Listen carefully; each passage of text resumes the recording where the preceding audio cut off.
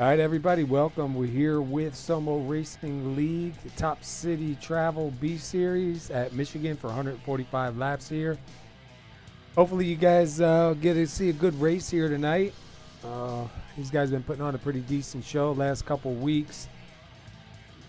We are going to get a word in with some of the drivers in a little bit. We'll try to see what they're thinking coming into tonight's race. A couple things I do want to go over real quick. Let's go back to last week's winner was Adam Baker. He won at Pocono. Adam Baker led 22 laps and took home the win. Let me see. Shane Papala led 21 laps, and Joe Mitchell led 18 laps in that Pocono race. So pretty good race. I enjoyed last week's Pocono. I think what they did with the scan and the updated surface really made some real great racing.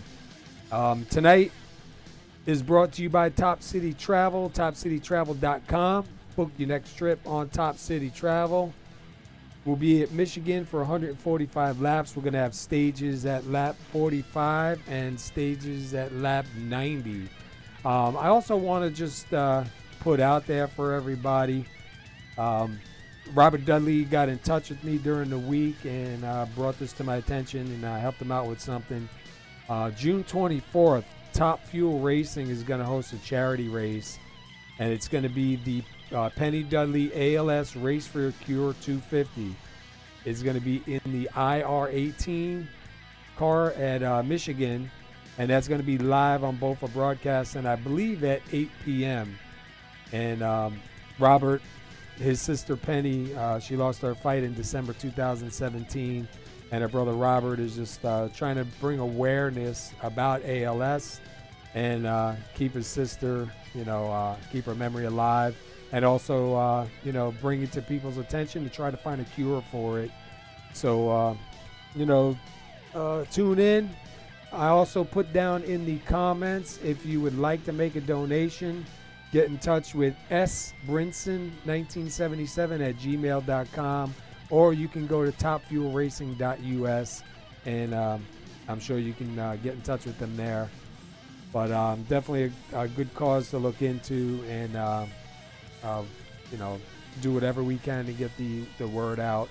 Hopefully somebody come up with a cure for some of these things already. I mean, it's sad. But that'll be on June 24th, 2018, and that'll be on both of broadcasting. So take a look for that on Facebook. Take a look for that on YouTube. All right. Not sure if Sam and Nathaniel are ready to come on in, but I'm going to go over the points coming into tonight's race. Give me 1 second here.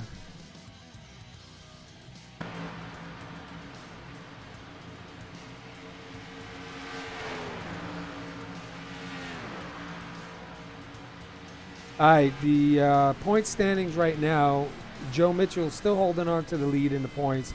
He did increase it to 17 above second place Shane Papala. Tom Clayton is in third. I got to lower this. Braden Johnson right now sitting in fourth. Brian Neff is sitting fifth. Lupa Gonzalez is sixth.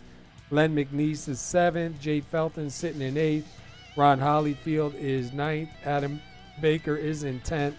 And just for a reminder, Adam Baker is your 2017 champion in the B Series here at SoMo. So Adam looking to try and make it. Adam trying to make it back-to-back. There goes Siri again. Every single time, man, Siri pops on when I don't want it. But Adam would like to do a back-to-back series championship, I'm sure. All right, let's see, who can we get a word in with here tonight first off.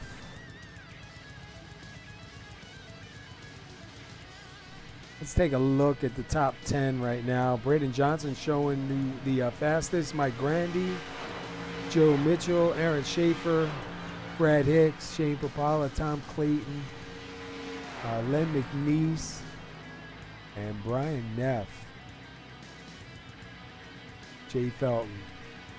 Trying to adjust my headset here.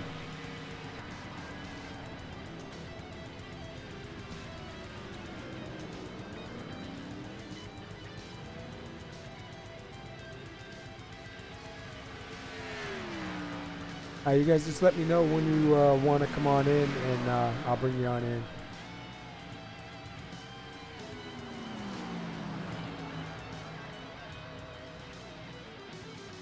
Try lowering down something. Yeah, having some sound issues with this update.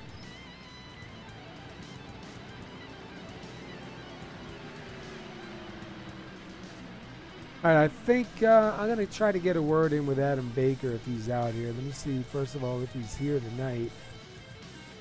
Yeah, I see him out here.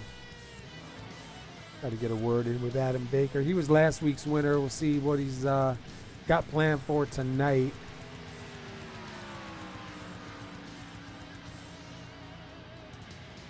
Hey, Adam Baker, you got the pre-race countdown. You got a copy?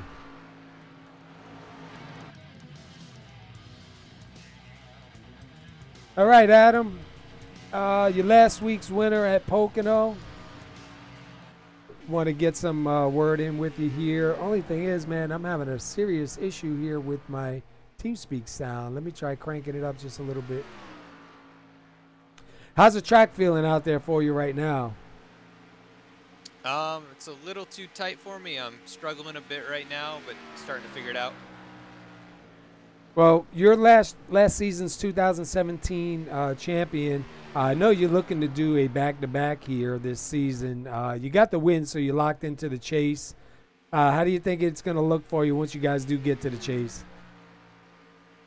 I'm pretty excited for it. I really, I think I run pretty well in these cars. And then a lot of the tracks in the chase are, some of my better tracks. So, it really plays to my strengths as we, get to that part of the season. Well, you're having a pretty good season so far. You got a couple wins. You've moved up in the points. We know you missed a couple of races, so that kind of left you far behind. But I believe coming in right now, you just got into the top 10 in the point standing.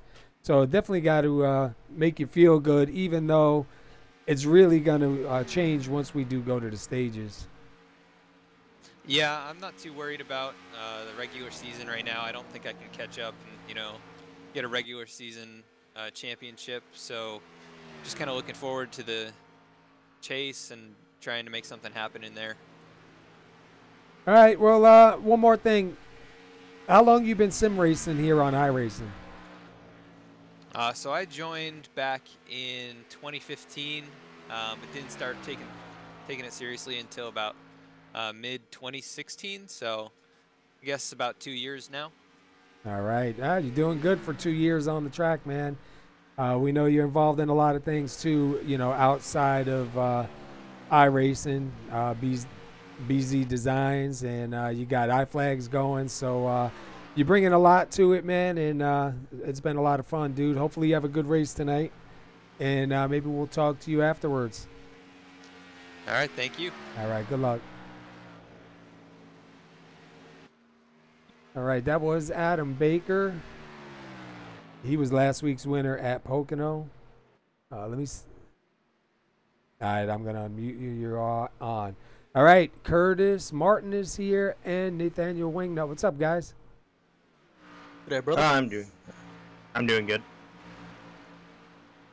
You ready for tonight's race? Should be a good race. Michigan's got a lot of lanes, man. Absolutely. I love coming to this track. I love racing this track. It produces some great racing, and I kind of want to see the new particle effects they added this week. Yeah, I was out testing a little bit because we had to test some of the setups. Last night we ran in the trucks. It was pretty decent. The server was no good, so we had to put up a new server because we already had one set. But it was a pretty decent race. I didn't really notice anything different, so I'm not really sure. I haven't raced in these V cars yet, so I'm not really sure what the difference is going to be. No, the only new effect they added is when you go through the grass, it will show the actual tire marks now. And all the grass thrown up. It does look pretty nice. Yeah. Let me see. Let's try to get a word in with you. Any of you guys up to talking to anybody, or you want me to go ahead? I think the drivers here. It would be better this week for you to do the interviews, and then we can get ourselves figured out. All right. Oh, yeah. All right, let's get Mr. Aaron Schaefer up here. We'll see if we could get a word in with him. Hey, Aaron Schaefer, you got the pre-race countdown in the booth here. You got a copy? Yeah, buddy. What's going on? Not much, man. Hey, right now you're showing the top spot here in warm-up. Car's feeling pretty good for you or no? Yeah, it's not too bad. It's a little on the tight side, but a certain line will free it up there. So you had a pretty good run, I believe, last week at Pocono, or did you get – wait, no. Did you get wrecked out last week or did you finish? No, I had a business trip to take care of. Oh, that's all right. I was going to say, I didn't remember seeing your name, but I get confused, man, easy. No, that's understandable. No, I heard it wasn't too bad of a race either. I hate that I missed it. Yeah, it was actually a really good race. Pocono brought a lot of good stuff now. So what's your plans for tonight? You looking for any stages, or you just going into survival mode, try to get 145 laps down and see where you can maybe get the checkered at the end? No, if the car gives me what I need to run up front, I'll stay up there as much as I can. Awesome, man. So how you like running over here so far? You getting to know the drivers and getting comfortable with them? Oh, these are a great bunch of guys over here. I love it. I wouldn't want to race with anybody else, really. And one more thing. How long you been iRacing for? I think we asked you one time. I'm not sure, though. I asked so many people. But how long you been on iRacing, sim racing? I've been signed up here since 2010, but really getting into it since about 2015. Awesome, man. And you racing all 3 series here at SoMo, or you just racing Wednesdays and Thursdays? Yeah, just Wednesdays and Thursdays right now. I'll try to get into a truck race when I can, but it's not too often. Yeah, I hear you. All right, man. Well, listen, we got 145 laps here, stages at 45 and 90. You're showing some pretty good speed right now. Hopefully that stays in the car during the race, and we get to talk to you on the podium. Yeah, thank you. And thanks to Top City Travel and you up there in the booth, buddy. Awesome, man. All right, good luck to you, and we'll catch up with you hopefully during the race. Thank you. All right. All right, that was Aaron Schaefer. He's another one, too. Said the car's feeling a little bit tight, guys. Yeah, the car is definitely looking a little bit tight. The ride height looks like it's a little bit too high, and it might be hindering the corners a little bit. Just sounds like more fun to me. Yeah, 3 and 4 looks all right, but coming out of 2, the exit looks a bit scary. Oh, you know who I want to try to get a word in with? Somebody we haven't talked to in a little bit. Let's try to get Travis Wall up here. Hey, Travis Wall, you got the pre-race countdown up here. You got a copy? Yes, sir, I do. All right, man. First thing, got to ask you, how you feeling out there on the track tonight? What's the car doing for you? It's a little tighter than I wanted to be, but not too bad once you get some brake bias to the rear. But, it's all right. You're usually pretty quick out here. You that Piggly Wiggly Mustang usually flies around here. You got a good season going. You got any plans for tonight? Well, plan is either to win or wreck, one of the two. Checkers or wreckers, nothing in between, right? Yeah, no points tonight for me, so that's all I can do right now is win. But no, I mean, it's come out here, have fun, learn these cars a little bit more, and then I haven't raced, I haven't actually driven anybody in a draft, so I don't know if it's going to get even tighter, in the pack or something, or if it's, it could get loose, who knows. Yeah. Different package now with new download. But you have some wins in this series, don't you? I don't know if I have any this year, but yeah, in past seasons, Yeah. Yeah, Chase coming up. He's got to see that Piggly Wiggly machine get up there in the front, man. Yeah, hope to have it up there and hopefully qualify on pole. All right, man. Well, listen, good luck to you. We'll keep an eye on you out there and see what you're doing. One question we've been asking some of the drivers, how long you been iRacing? I think my profile goes back to 2012. It was a partial season. I did, only got the 3-month subscription then, and then once I can get, more on it, I was in college at the time, so it was hard to stay on it all the time. But 2013 was when I got my full subscription. All right, man. That's a pretty good time, man, here 2018. You're definitely fast. You're showing 6th right now, so we'll keep an eye on you, and we'll try to get a word with you during the race, maybe be one of the stage winners here tonight. Cool. Thank you, sir. All right. Were you just down in the general room? Yes, sir. All right. Good luck to you, man. Thanks for talking with us. Cool, no problem. All right, that was Travis Wall, driver of the number 44 Piggly Wiggly Ford Mustang. Pretty fast driver out here, guys. You heard him. It's checkers or wreckers. Well, it definitely makes things a lot more interesting around his part of the field. Yeah, he's usually pretty quick too, man. So we'll have to keep an eye on him. I know Jay Felton been having some issues. He's been having a lot of drops this last week. Let me see if he's. I know he's on track. Let me see if he's in TeamSpeak. If he is, I want to try to get a word in with him. Yeah, I see him down there at the bottom. Let me see if I can pull him all the way up here. All right, Mr. Jay Felton, do you have a copy? It's the pre-race countdown show. Yes, I do, Paul. All right, man. Hey, first of all, hopefully things are going good for you tonight. We know you had a lot of problems with throughput falls and dropping and stuff, man. So hopefully that's not going to be an issue for you tonight. Actually, it's my computer. There's something going on. I've got some kind of conflict with my computer, and as you know, I'm working on it and trying to get it sorted out. And, just doing the best I can with it, Paul. Yeah, unfortunately, last night in the truck race, we saw you drop a couple of times, and you didn't get back in time to make the race. So hopefully that's not going to be the case here tonight. But looks like you're running about 12th right now. How's the car feeling for you out on the track? My car is real tight. Real pushy coming off the corner. Hey, let me... The entry is pretty good. You know, it feels pretty good on entry, but from the middle out, Paul, it's pushing pretty bad. Yeah, a lot of guys are saying that, man. Hopefully, I know with me, once the rubber gets laid down on the track, most of the time my car seems to get a little bit better when it's really tight like that during warm-up.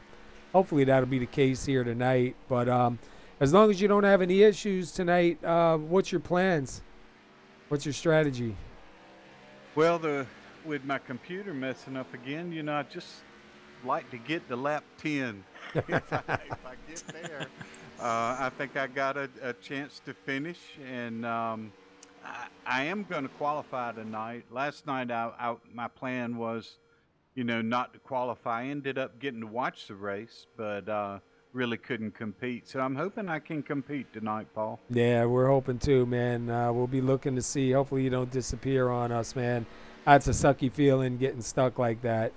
But I wanted to ask you one more thing. The update that iRace just did gives you now a blend line on the exit of the track. And if you don't blend right, you get flagged for it. That's something new to the Oval Series. What do you think about that? You think that's a good thing? I don't really like it. Although I don't see it out here tonight, and I didn't see it last night, but in some of the testing that I've done, I have seen it. And to me, and this is just a personal opinion, I mean, it's just a little arcadish. And I just rather than put a solid line out there, and if you cross it, you get penalized, and if you don't, you don't. Yeah. I for one, like it because on road races, if you don't merge right, you do get penalized. So it should be the same thing in Oval. But I forgot about that. I just wanted to get another driver's opinion on it.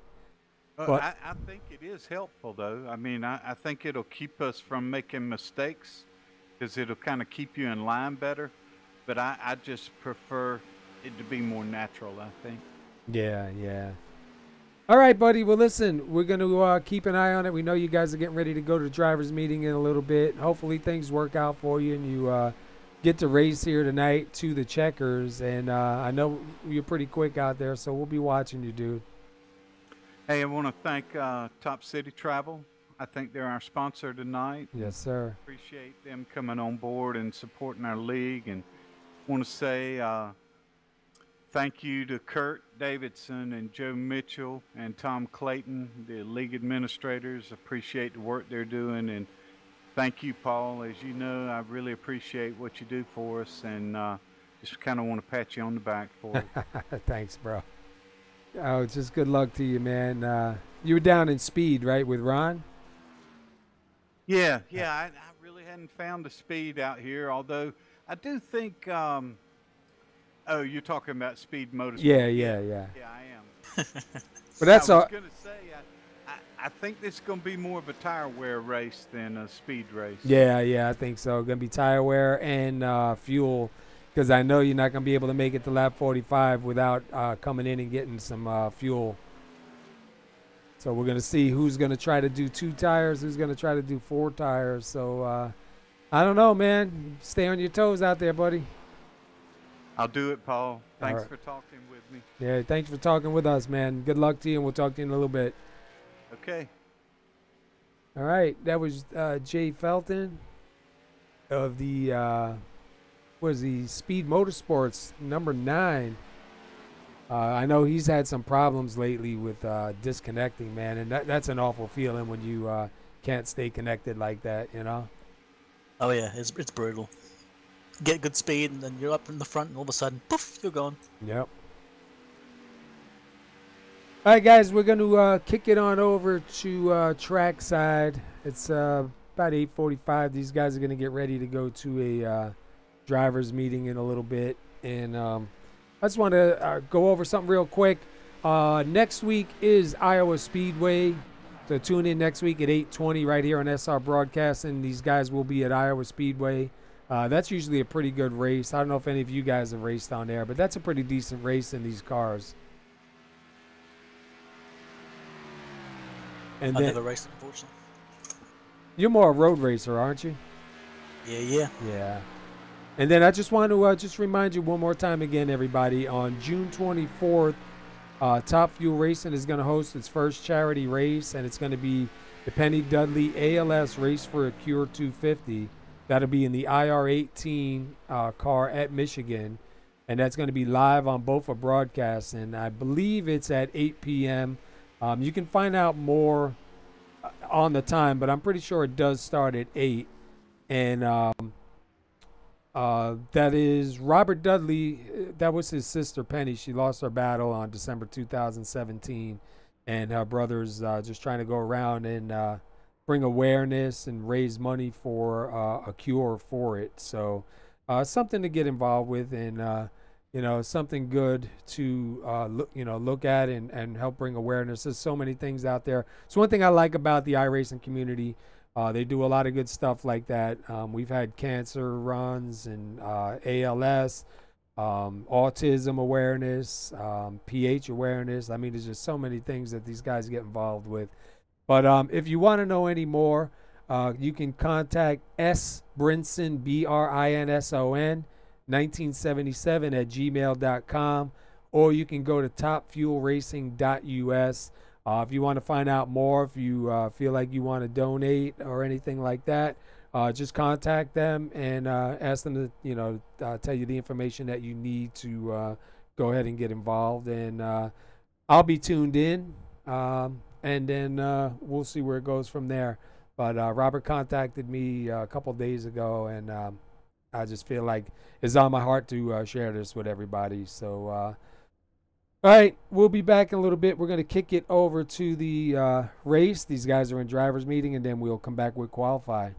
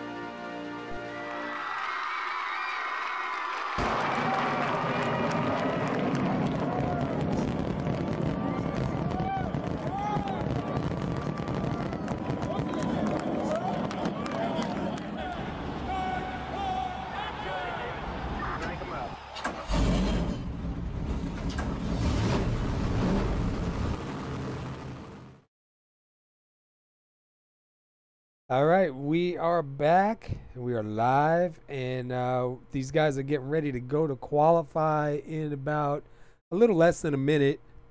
So, drivers' meeting is over. There'll be stages at lap 45, and second stage will be at lap 90, and then obviously the checker at 145. Hopefully, we see a good race here, guys. These guys have been doing pretty good. I know last week was a great run. If the practice from what we saw from some of the crowd racing was any indicator, this race is going to be awesome. Right now, yeah, it looks like a lot of fun for sure.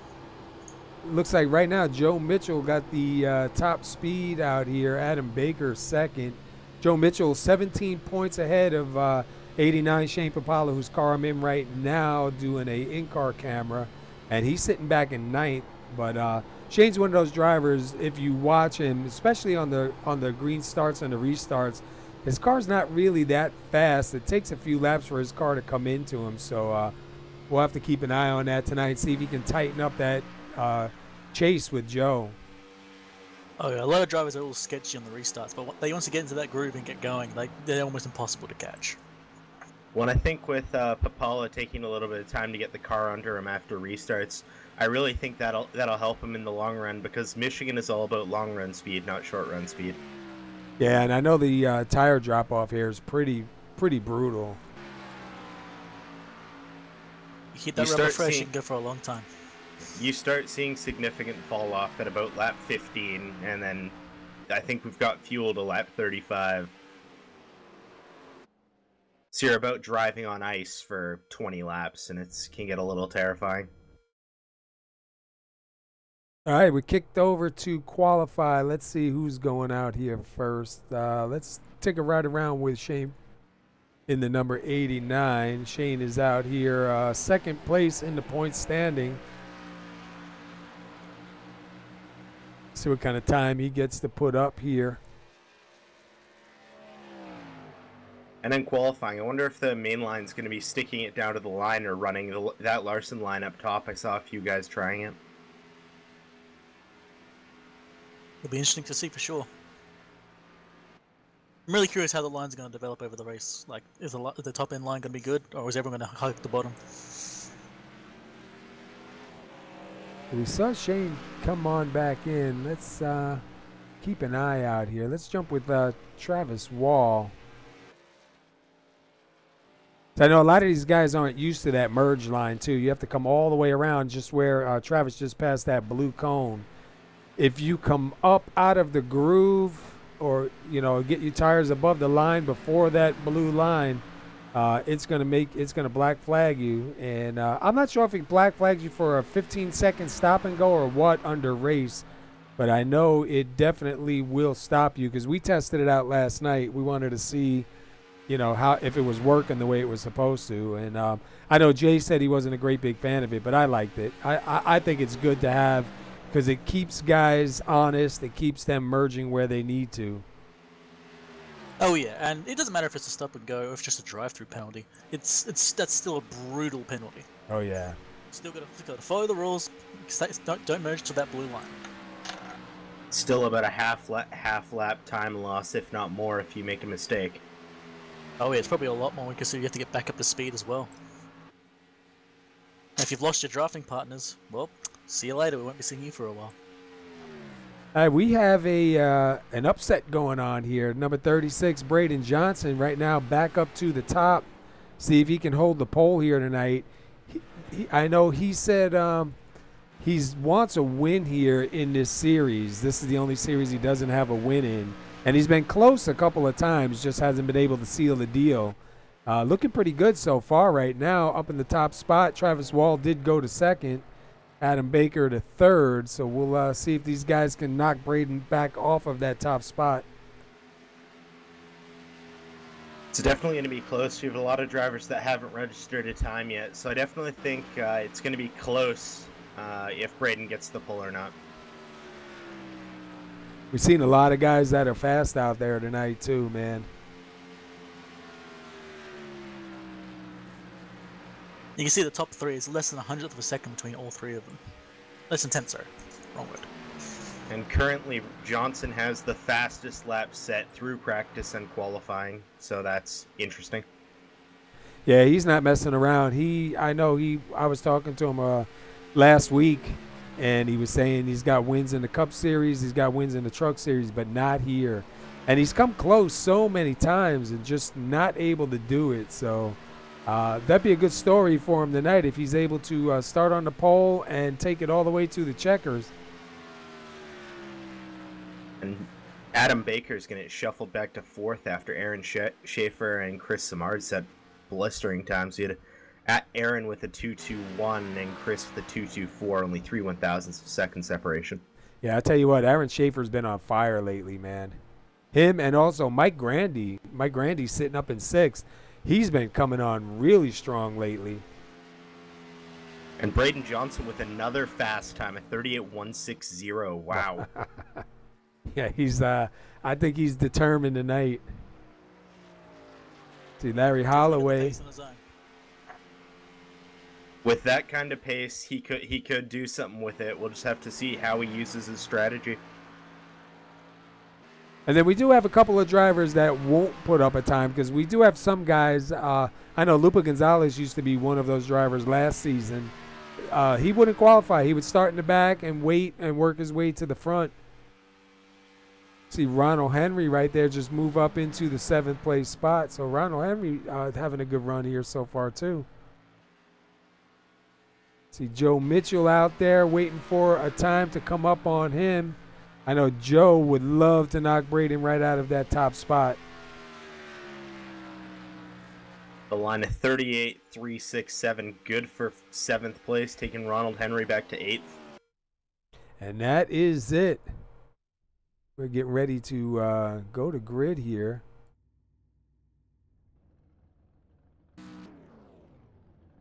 I wonder if they are going to change the way they grid up here eventually. All right, Braden Johnson with the pole here tonight, number 36. Congratulations to Braden Johnson on that. Travis Wall is going to be starting right there in the outside. And then 3rd place will be Aaron Schaefer. Chris Samard's going to start 4th. 5th is going to be Adam Baker. Mike Grandy going to roll off 6th tonight. 7th is Joe Mitchell. And 8th is Ronald Henry. 9th is Tom Clayton. And 10th is Brad Hicks. When do you guys want to do it? I got you, mate. 11th, mate, we've got Len McNeese. 12th is Shane Pipala.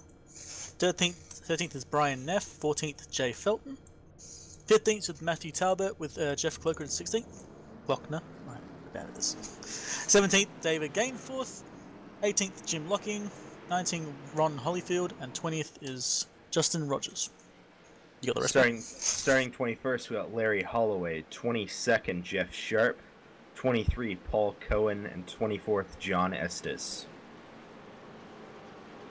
All right, we are getting ready to fire these boys up, cut them loose.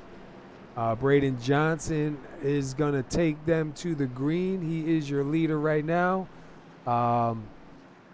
First stage will be at lap 45. Second stage will be at 90. We'll see. I'll tell you what, guys are going to be going fast and trying to get up to the front as fast as they can while the tires are fresh. And you cannot make it 45 laps on fuel. So we're going to see if it stays green, who's going to come in early and, try and maybe sneak one out here for the first stage. It's definitely interesting to see where people are going to pit. If they're going to pit short, if there's an early caution, or they're going to lay it out as long as they can. Speaking of cautions, how many do you expect this race, you think? I'm going to say 4. I have to agree there. I think it's going to be 4, not counting stages. I'm saying 4 with the stages. I could be wrong. Like without Pace stages, car I'm is thinking in. Johnson's going to hold him up the line. He's going to get a good run there. Wall not even able to contest most of the field, getting ready to get into single file, running single file most of the way up to about 8th. Just waiting for my... There we go. And look at Samard back here, side by side with Mike Grandy. That's for fourth place right there. Samard with a little bit of advantage on the outside. Looks like Travis Wall taking a look down for the lead. Currently, Samard's stuck on the high line. Baker looking to the bottom to get a pass. He might get a run on Grandy as well going into turn 1. And Travis Wall takes the lead on that one. So let's go back to Grandy, Adam Baker, and Chris Samard. And Baker's going to dive it deep on the bottom line, see if he can get a run on Grandy on the outside. This is the time to do it right now while the tires are fresh. Baker's going to tuck it in 5th. Here comes Joe Mitchell in at number 18, going to try and take a look down on the inside. Mitchell with a huge run and doing the same thing Adam Baker did, sticking to the bottom line 3 and 4 to see if he can get more positions, but he's only going to get the one and have to tuck it back in. Yeah, he cannot do it. You see Samard, Ronald Henry, and Brad Hicks right there, 7th, 8th, and 9th. I mean, you can't get any closer than that. Clayton as well, looking to get involved in that battle, and Shane Papala joining in. Then you have that 3 of Matthew Talbert. And Braden Johnson slowly closing back in on Travis Wall, but I think Travis Wall in that clean air is setting sail. Johnson going to be under attack and a little bit by the 71 of Schaefer.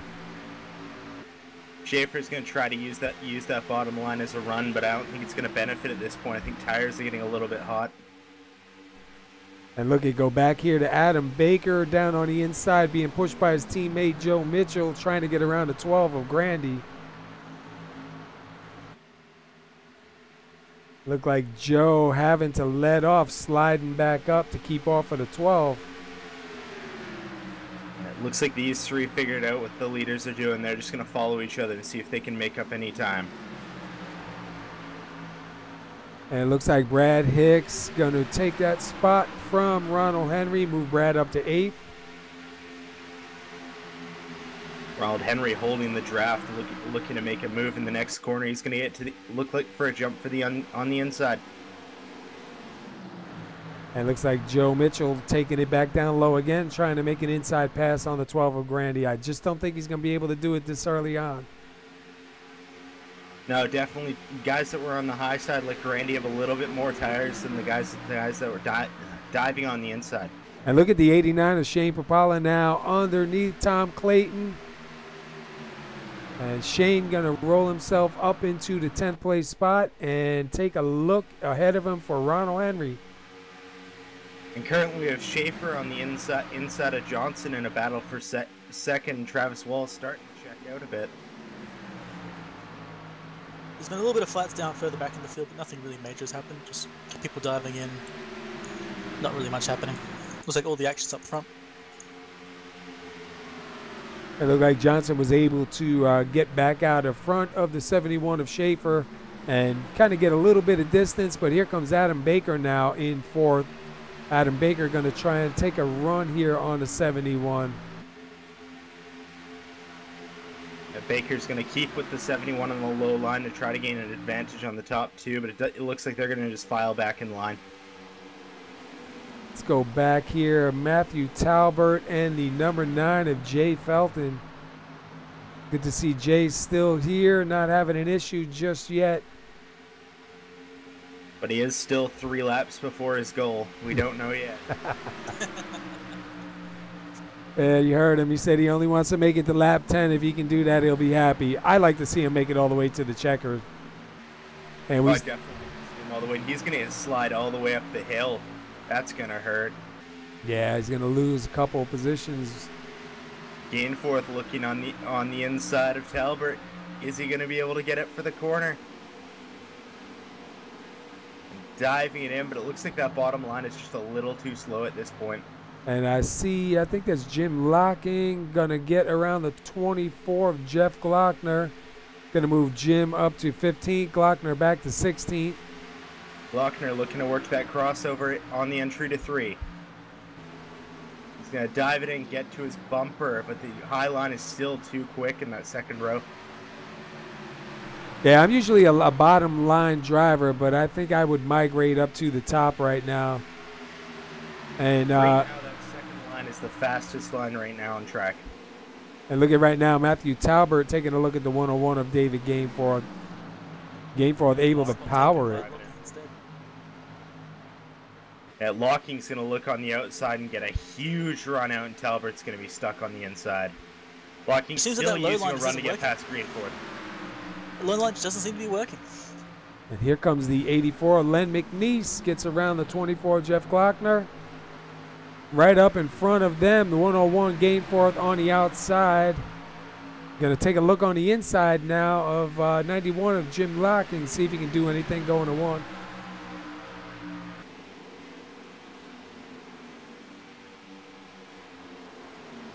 I'll tell you what, man, these guys are fighting pretty hard for position back here. And it looks like Travis Wool has checked out. He's about half a second ahead of Braden Johnson. And Baker is taking third away, and Schaefer is starting to fall back. Yeah, we'll see the long run cars and the short run cars coming out now. And you see the split right there. I believe that is, let me take a look. Is that from Brad Hicks?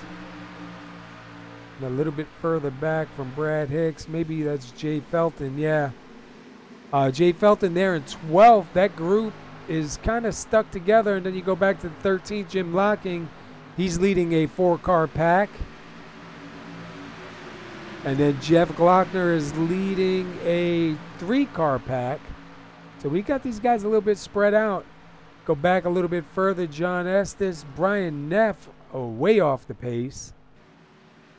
Brian Neff is almost a straightaway behind the next car in front of him. No draft near him. He's in danger of going a lap down. I'm not seeing any damage on his car. So I'm not. No, I think he had to start from the pits. He had a bit of a disconnect. Oh, all right. I'm not really sure what happened with him. I know last week, what'd you say, we pulled an NBC or something? Yeah, we pulled an NBC. We had a wreck and we didn't even see it. Why are all these drivers in the pits? I don't know. Len McNeese tried getting underneath Matthew Talbot, but just couldn't get the pace in that low line. Ronald Henry, Clayton, and Mitchell all looking for the same real estate. We could go 3 wide down the straightaway. Hey, you look at 89, Shane Papala in 8th, Mitchell in 9th, Clayton in 10th, and Henry in 11th. And that's Brad Hicks right in front of them in 7th in that 86.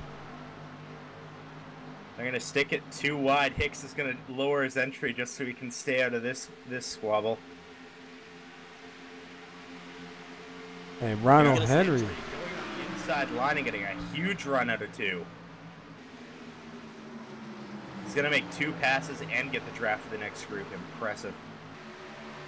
Just like Jay Felton is loving this at the moment. He was right at the back, and now these guys have slowed down. He's gone for a pass himself. He probably won't get it, but this is a beautiful spot for him to be in. He can gain a lot of positions in.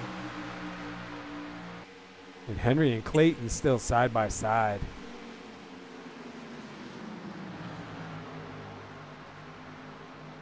And it And looks like Clayton's going to reel Papala in to bring him into this fight.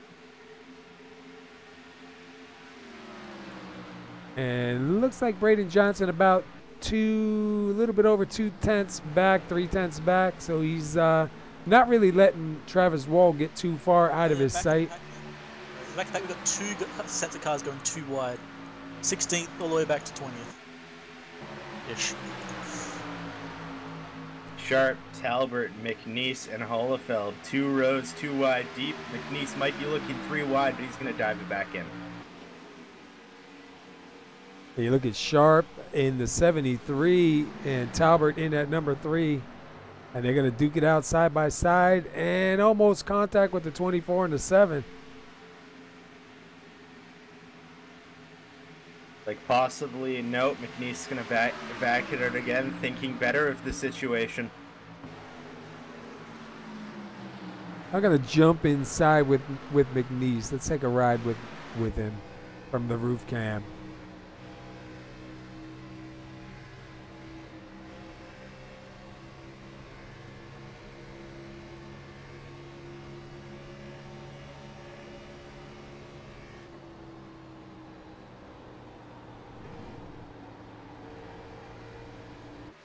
It looks like we might have something going on up here with Grandy and Samard.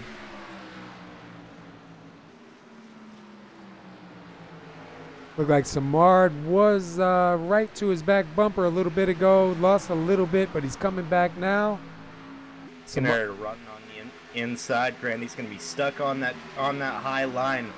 As Samard's gonna use the 4th lane to try to dive into the corner, but how deep is he gonna go? But I said that's the way to do it. This low line doesn't seem to be working. All you do is burn your tires. But if you can keep the other guy up high, take his real estate for yourself, you might be able to make the pass. And look at that, Grandy with a good run as they drag race it down. Drag race it down. Same situation though. Grandy stuck on the high line. Samard on the bottom. 3's been faster on the bottom line, and Samard's gonna complete the pass. Well, that's gonna move Samard up to 4th, Grandy back to 5th. Aaron Schaefer sitting right back there in 6th. Let's go back a little bit. Shane Papala and Tom Clayton now side by side. Looks like Tom's got the advantage on the inside line. Tom gonna take that spot, and here comes the 75 of Ronald Henry. Oh, Henry into the wall. Henry got a lot of that wall. I wonder how bad that's gonna affect his run. And Papala down on the inside of Clayton, getting that run out of 2. With the high line, Clayton using that high line entry. I wonder if Papala's gonna get the pass. Just lose too much speed on the low line. Just doesn't work. Clayton's going to hang on to that spot. He'll be in 8th. Shane Papala in 9th. Jay Felton in 10th. And here comes Joe Mitchell in 11th in that number 18. Mitchell's going to slide up, and Henry going to have to use a bit of evasive maneuver there to avoid contact. Is that the 21 of Justin Rogers? 13 laps down. Severely off pace. Yeah, he's 13 laps down. He might have had a connection issue maybe also. Yes, Yeah. I'm just looking back. He received a throughput. I gotta say, this backpack has been entertaining as hell to watch. Like, these guys, it's almost like they're fighting for first here. At this point, every position is valuable. Everyone wants stage points, and they've only got 25 laps to do it. And they are going to have to pit one time before the stage, so that's going to definitely make it interesting. Samard. Henry's going to be stuck on the outside. Mitchell's going to look on the inside, doing a little bit like what Samard was doing, and he's going to dive it all the way down to the bottom. And if you go back up to Samard and Baker, Samard just took that spot. Is Baker going into the pits? Baker is going to be the first car in the pits. I wonder if this is going to help for strategy. And Papala is going to follow him into the pits also. We got the pit lane timer up. We'll see what kind of time these guys put out there. So that moves Chris Samard up to 3rd, Mike Grandy back to 4th, Aaron Schaefer in 5th. And the timer has started. Shane Papala's only got 2 seconds on his. All right, there we go. 1.4. We're having. Oh, he might have had a little bit of trouble in the pits. Here comes Samard. You see Braden Johnson right on the tail of Travis Wall. He took a little peek to the inside, but he decided the best of it. He's just going to sit in his tail. Johnson a 10th.5 faster that last time by. But looks like Johnson's looking to bank for the long run, and Travis Wall's looking short. A bunch more guys pitting here now. Got Jeff Sharp, David Gainforth, and Matthew Talbot. And Braden Johnson going to get around the 44 of Travis Wall. Travis Wall coming into the pits. Does he get it woed down in time? It looks like he did a good job. Looked like he almost was getting ready to lose it there. So They're all diving in. Braden Johnson going to get a bonus point right now for leading the lap. Jay Felton, Joe Mitchell, Henry Henry, locking, yeah. Hollefeld. They're all coming in now. We'll decide together. This is the time to pit. My question is, what is Johnson's plan? He's got to think it over and make a move soon. Looks like he's looks to bring it in this time by. Yep.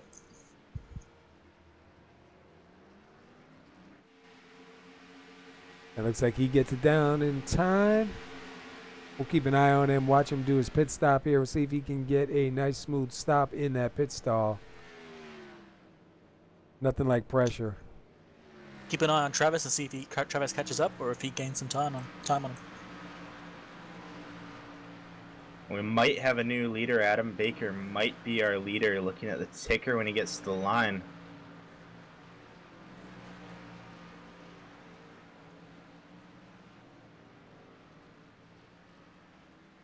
Watching Braden Johnson's time, 14.4. It's going to take full tank of fuel and 4 tires with that stop. It looks like right now Len McNeese may be your leader this time across the line. Wait for it to officially score him. That is correct. I was wrong. So Len McNeese will get a bonus point for leading the lap. Looks like Braden lost a bunch of time in that pit. Yeah, Johnson left high and dry, and no one to draft with, and the leaders are coming. Wait, hold on, he's pitting again. Johnson? He might have gotten a speeding penalty. Yeah. Or that merge penalty.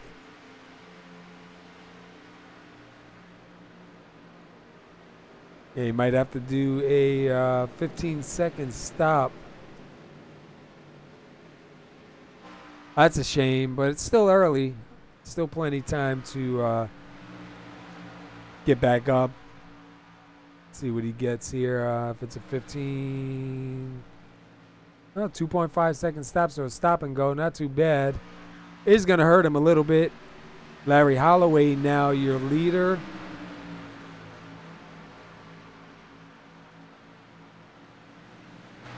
So Larry Holloway going to get a bonus point for leading the lap. And then once Larry Holloway does come down into the pits, it should give it up to Adam Baker. And Travis Wall is not too far behind Adam Baker, so it's going to be a battle there for the lead. 2 tenths will separate Wall and Baker for the lead. Go back up to Larry Holloway. He is 17 seconds ahead of Adam Baker. He still hasn't pitted. I see somebody hit that blue cone because it's laying dead on the ground. Looks like McNeese got the cone. Not sure if there's a penalty for hitting the cone. We'll figure out the next couple laps. Yeah, we got Braden Johnson had an unsafe pit exit. That's what happened. Ah, damn. There's a difference in time between the guy who's currently holding first because he hasn't pitted and the guys who've pitted. It's about 2 or 3 seconds difference. And if you look, Travis Wall right now is going to make a move here on Adam Baker. So once Larry Holloway does come in, Travis Wall will be back up to the front. Wall has the better tires. It's in the best interest for Baker to just save what he's got. And you see Chris Simard right there now in fourth and at number 77, slowly catching up to the 48 of Adam Baker. Adam Baker, last week's winner at Pocono. Whoa! We got a hit back further back. Jay Felton got into the rear of, I believe that is Tom Clayton. No, hold up. And Holloway to the pits. Correction, sorry. Brad Hicks got a little love tap from Felton. Almost spat him around entirely, but he saved it. Yeah, we see some damage on the 86 there, Brad Hicks. So Chris Simard now does get around Adam Baker, so that's going to move Chris Simard to second. Travis Wall back to the lead. Adam Baker third. Let's see your top 5. Larry Holloway, he's in the pits, so it's got to score him up. Yeah, Brad Hicks lost 4 positions because of that.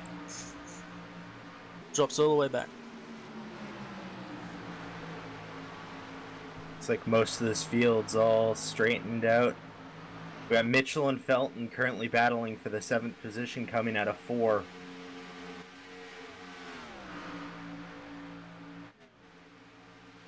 And we got Jeff Sharp and David Gameforth fighting it for 11th and 12th.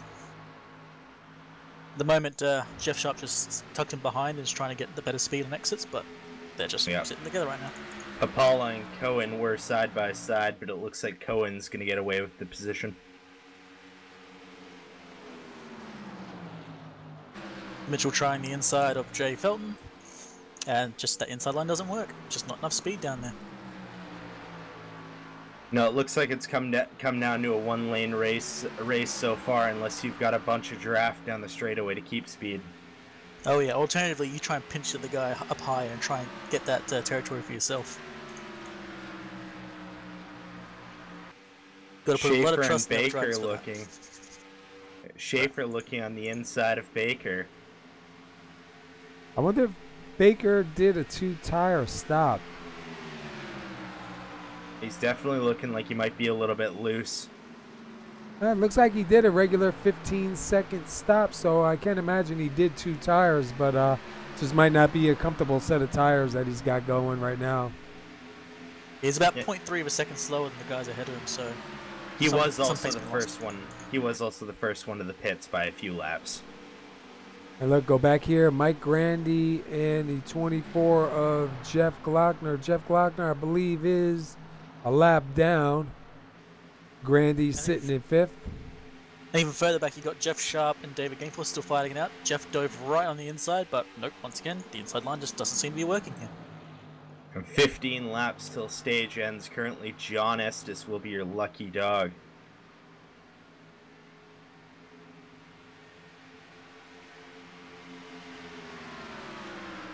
We're closing in on stage 1, and Travis Wall out by about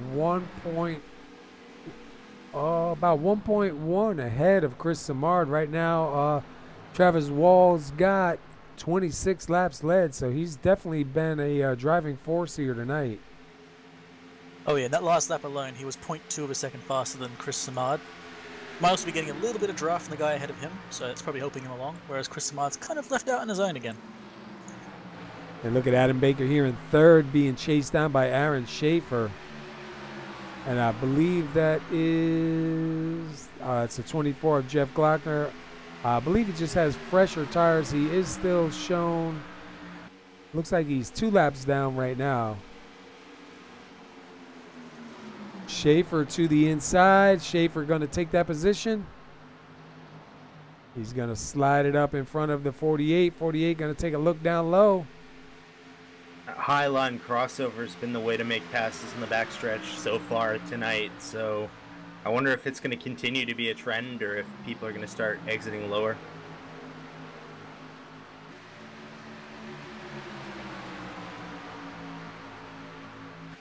It looks like McNeese and Henry. Henry pushing McNeese down the backstretch. Henry in 13th, McNeese in 12th. And he was on that bumper, giving him a big shove. Henry didn't seem like he was happy about how he got past, and he showed it, and he's going to be looking to gain the time lost on McNeese, and McNeese is looking to get past Sharp and Gainforth.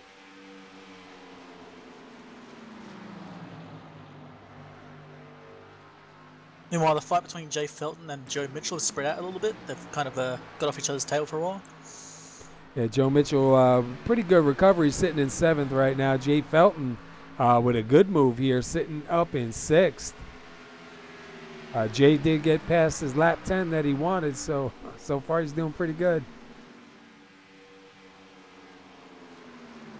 And it looks like Simard's going to fall back 1.5 seconds to Travis Wall. Now Travis Wall cleanly checked out at this point of the race. Now, you heard Travis in the pre-race countdown. He said he's either going to win or wreck. So far, keeping true to that prediction, I'd say. And it looks like McNeese having a good run on the outside, trying to do something there to Jeff Sharp in that 73. McNeese will take that spot. And Gainforth slow on the high line. He didn't get it down fast enough. It looks like McNeese is going to hit a huge run. And he's going to look to take the position next corner. Yeah, McNeese wants to get into that top 10, at least get one of those stage bonus points.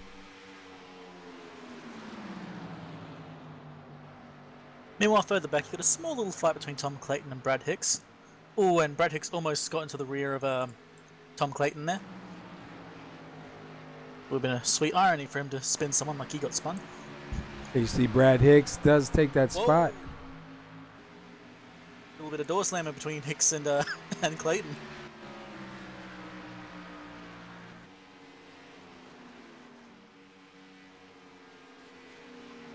Oh crap! Yeah.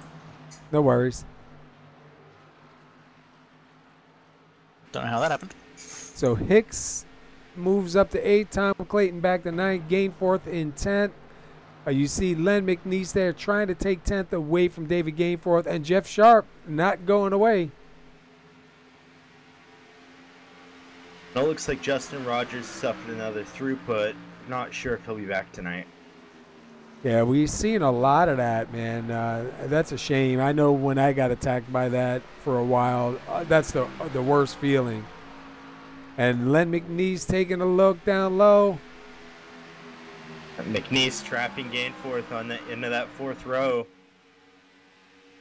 McNeese going to be a little bit low on his entry.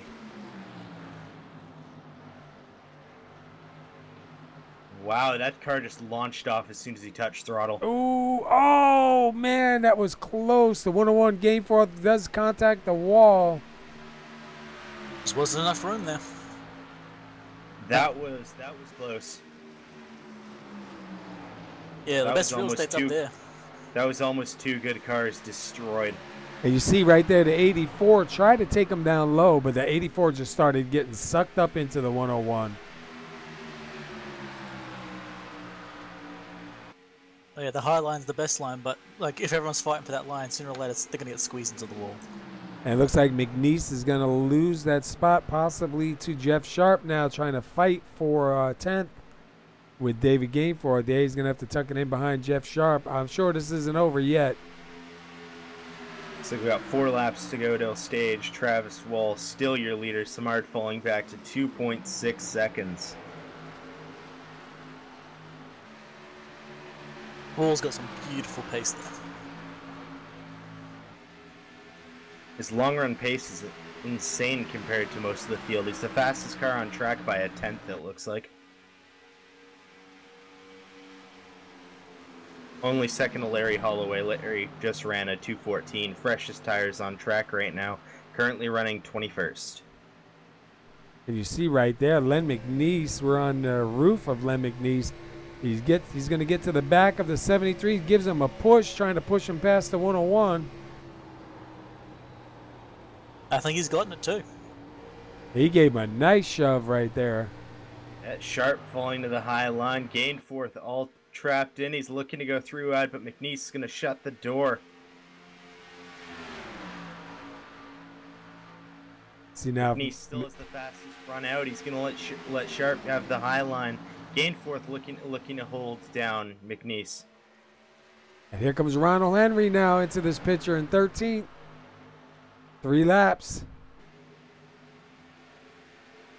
Gainforth's got the draft. Jeff Sharp currently holds that last spot to get points. Could go anywhere at this point of the race. McNeese getting a little bit stuck in the rubber. I think Gainforth's got some damage because his whole right side's pretty banged up and he's losing a bit of time to these guys. Yeah, he hit the wall pretty good a couple laps back. You see right there, Jeff Sharp being chased down by Len McNeese, but right behind him is Ronald Henry. He'd like to take 2 spots right there and get that top 10. And Ronald Henry's got a little bit of right front damage too, and he's able to keep that car wound up. Ronald Henry fastest in this pack last time by. Here goes McNeese. Last lap pass, going to try to get there before the caution. I think we got one more. Can he hang on to it? Sharp will have it, and Henry now. Next lap is stage. Henry on the top side of McNeese. McNeese fighting to just hold 11th, but Henry with a huge run. Oh yeah, that top line in the draft, man, that's nearly unbeatable. Looked like McNeese got a little bit loose on the bottom, so that didn't help. And that's going to be the stage. Your stage winner, Travis Wall. Man, that was a good run right there. 45 laps. No cautions except for the stage. You got Travis Wall taking 11 points, Chris Samard taking 9, Adam Baker taking 8, Mike Grandy taking 7, Aaron Schaefer taking 6 points, Jay Felton taking 5 points, Joe Mitchell taking 4 points, Brad Hicks in 8th will take 3 points, Tom Clayton in 9th will take 2 points, and Jeff Sharp does hold on to 10th, and he'll take home that final point for the bonus. And the stage results are brought to you by simracingapps.com. That was pretty good, man. I thought we were going to see caution before that, so I don't want to jinx it, but we may be staying close to the 4 that we predicted. Yeah, it's definitely looking like it's going to be close, and your lucky dog for this caution is going to be John Estes getting back on the lead lap. There are definitely a few close calls for sure. I saw at least 2 or 3 times. It could have been a caution, but the drivers just managed to save it perfectly. So Travis Wall sticking to what he said, either win it or wreck it. And he's won stage 1. He's been out front for 39 laps out of those 45 laps. So definitely has a car for it if he can keep it in one piece. We'll see if Samard has anything to say about that in the pits here. Or Baker. It could be anybody's run coming out. At this point of the run, everyone's going to pit. And this is definitely going to be a 4-tire full fuel. Well, you never know. We've seen some guys come down and do a little bit of short fuel to try to get some position, expecting maybe a caution now. Oh, we see 44 Travis Wall having trouble in the pits. Schaefer as well sliding through his box. See everybody getting 4 tires and fuel is going to be the first one off. It looks like it's going to be Chris Samard. Grandy and a 3-way run. Looks like Baker might... No, it looks like Schaefer got that one.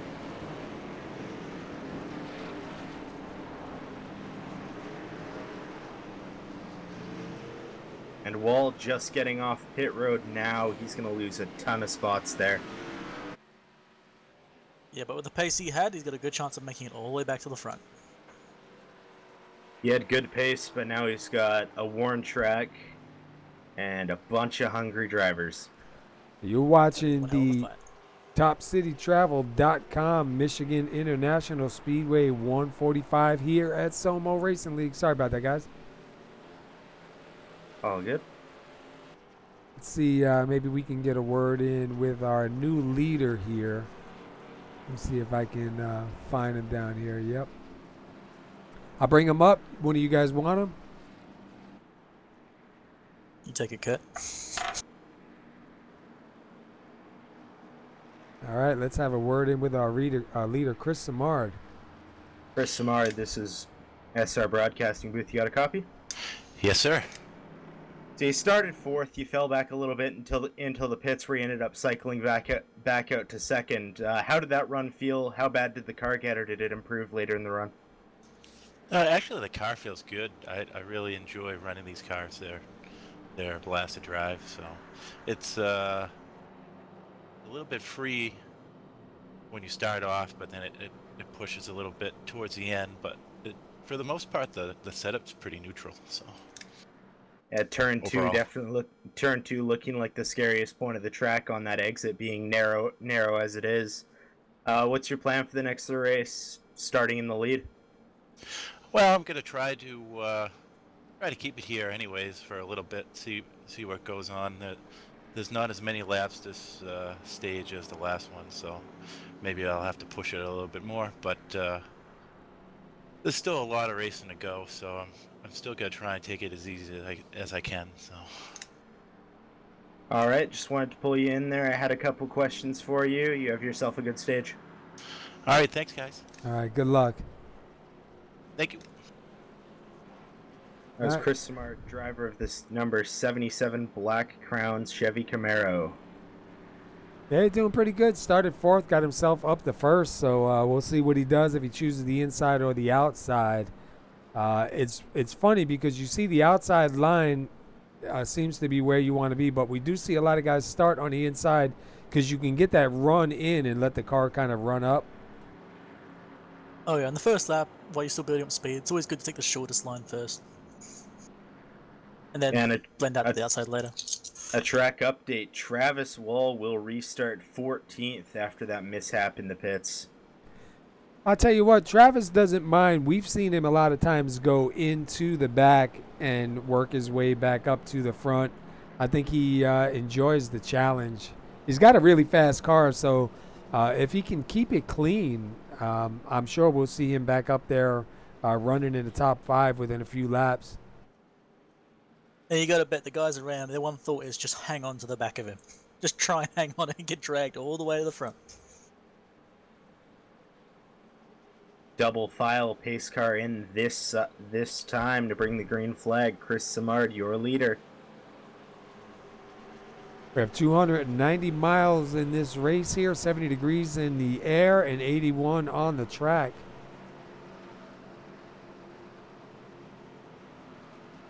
We have Simard and Grandy, Schaefer and Baker, Felton and Johnson.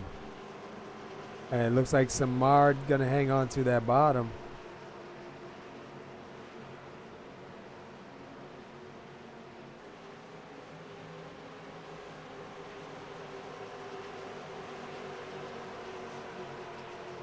See a big shuffle up in the front. A lot of names up here in that top 10 right now. Pace car is in. Simard's going to fire it up and get a huge jump. Grandy didn't even get to him. Schaefer looking to take second on that bottom line. Baker looking to gain some positions as well. Felton just outside looking in, trying to keep the car clean, diving to the inside, try to get a position on Baker. Baker's going to use that run. Yeah, it looked like Felton was going to go up to the outside and then figured he had a run, try to take it down low. Yep, and already Simard's up in the preferred line, and he's just off he goes. And here comes now Grandy on the inside of Schaefer, getting that quarter panel, using the second line, getting a good run. Is he going to be able to clear him before the exit? He will not. And Baker going to get up behind the 71 now and try and push him. Grandy down below the line. And we got 2x2 further back. Travis Wall, as well as 3 other drivers, back in 10th. We got Papala, Cohen, Wall, all looking for the same position. Hollefeld almost getting into Talbot. We almost had contact there. Cohen getting a little bit loose. Papala getting position. Wall getting past him as well. And we also saw, I think that was who was that? The 86 of Brad Hicks, I thought maybe was almost had to do an evasive maneuver right there to get away from somebody up on the wall. Yeah, I think that was from the Cohen incident. Cohen got a little bit loose, but managed to save the car. But there's a lot of guys ready for him to wreck. And look at Travis Wall. Yeah. Tight coming on the exit. We have Schaefer using the bottom line down the backstroke. Baker looking to take the position away.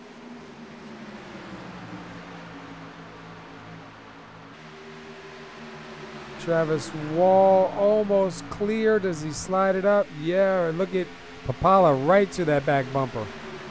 Papala laying the bumper to him to get the position back. Is he going to make a move into the corner?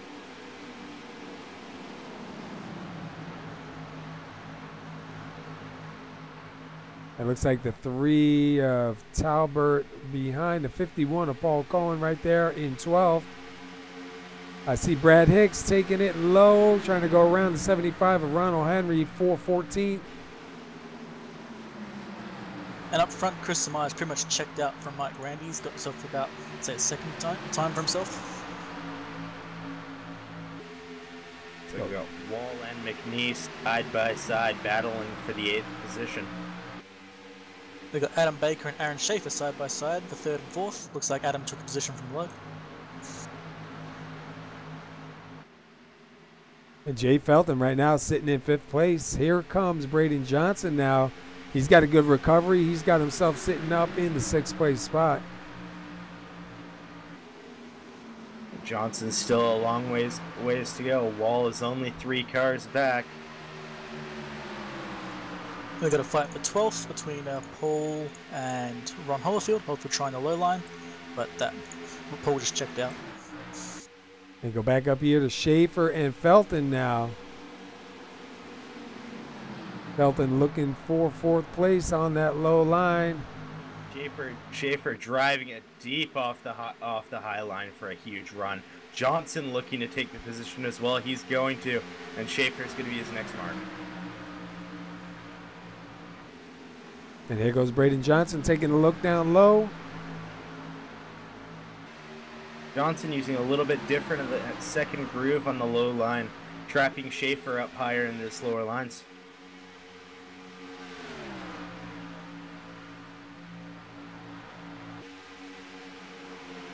See, Schaefer's got a little bit of right front damage. The 36 right now looking clean. That's definitely to his advantage. Here comes Travis Wall now up in 7th. And Travis Wall getting to the back of the 9 of Jay Felton, followed by the 91 of Jim Locking. Locking's looking to make some moves. He's got a little bit of slower traffic in front of him right now. Try saying that fast 5 times. And further back in the field, we had another 2x2 situation. Looks like it's still started to filter out again, but we still have, I believe, Joe Mitchell on the low line. And Mitchell and Henry both side by side battling with the rest of the field on the high line favoring Henry. Mitchell's got to make a move earlier. He's going to get trapped out. Yeah, it's kind of weird seeing Mitchell this far back.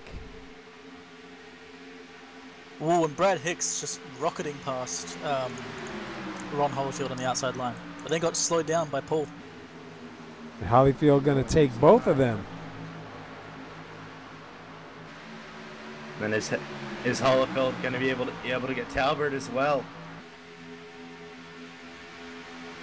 Going to be at his quarter. Talbert trying desperately not to get trapped on the high line, but Holofield's going to get good and tight with him and diving in on the inside. And it looks like Talbert way up high. Going to lose a couple spots. They're going to be 3 wide maybe.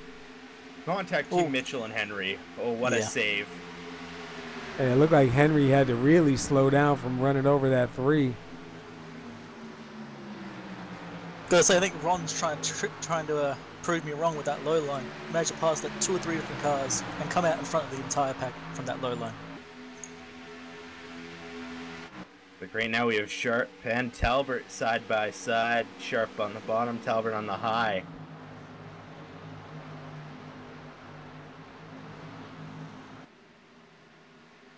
Looks like the lines are pretty much equal right now with speed. And further up, we've got Shea Papala trying to pass Jay Felton on the inside. Sticking his nose in there. Further up there, from there we got Locking working to get past Schaefer. Schaefer's not giving it up without a fight. Meanwhile, in second and third, we've got Adam Baker right on the tail of Mike Grandy. And checked out is still Chris Samard. Chris Samard is out 0.8 of a second. You see Baker trying, but he cannot get it done that lap. He's going to tuck back in behind Grandy. We got Ron Holofield trying to get past Brad Hicks as well. Tried like an outside pass, but now he's just sitting on his tail and I guess he's going to try for another one soon. Hicks stuck in the third lane. Holofield using the second lane, going down to the first. He's going to use that runoff and see if he can get to his quarter, and he will not. Gotta say, well, I've been saying that low line doesn't work. Holofield has proven me wrong a few times, so you might be able to pull it off again. And here comes Joe Mitchell. And Mitchell, Cohen, and Sharp all in a battle for 13, and Mitchell's going to make short work of that pass. And Sharp's going to look to the bottom as well. Cohen looking to get tight. This could be... Oh, we got somebody down in the wall. The 36, Braden Johnson. Braden Johnson, it looks like he did not... he did blow up. Oh, let me back up real quick and see if we can see what happened with him. Oh, it looked like the 12 of Grandy might have got into... Oh, what a hard hit, too, man. Let's jump inside with him on that one. You see Grandy up there on the outside. Oh, I'm in the wrong car. Hang on.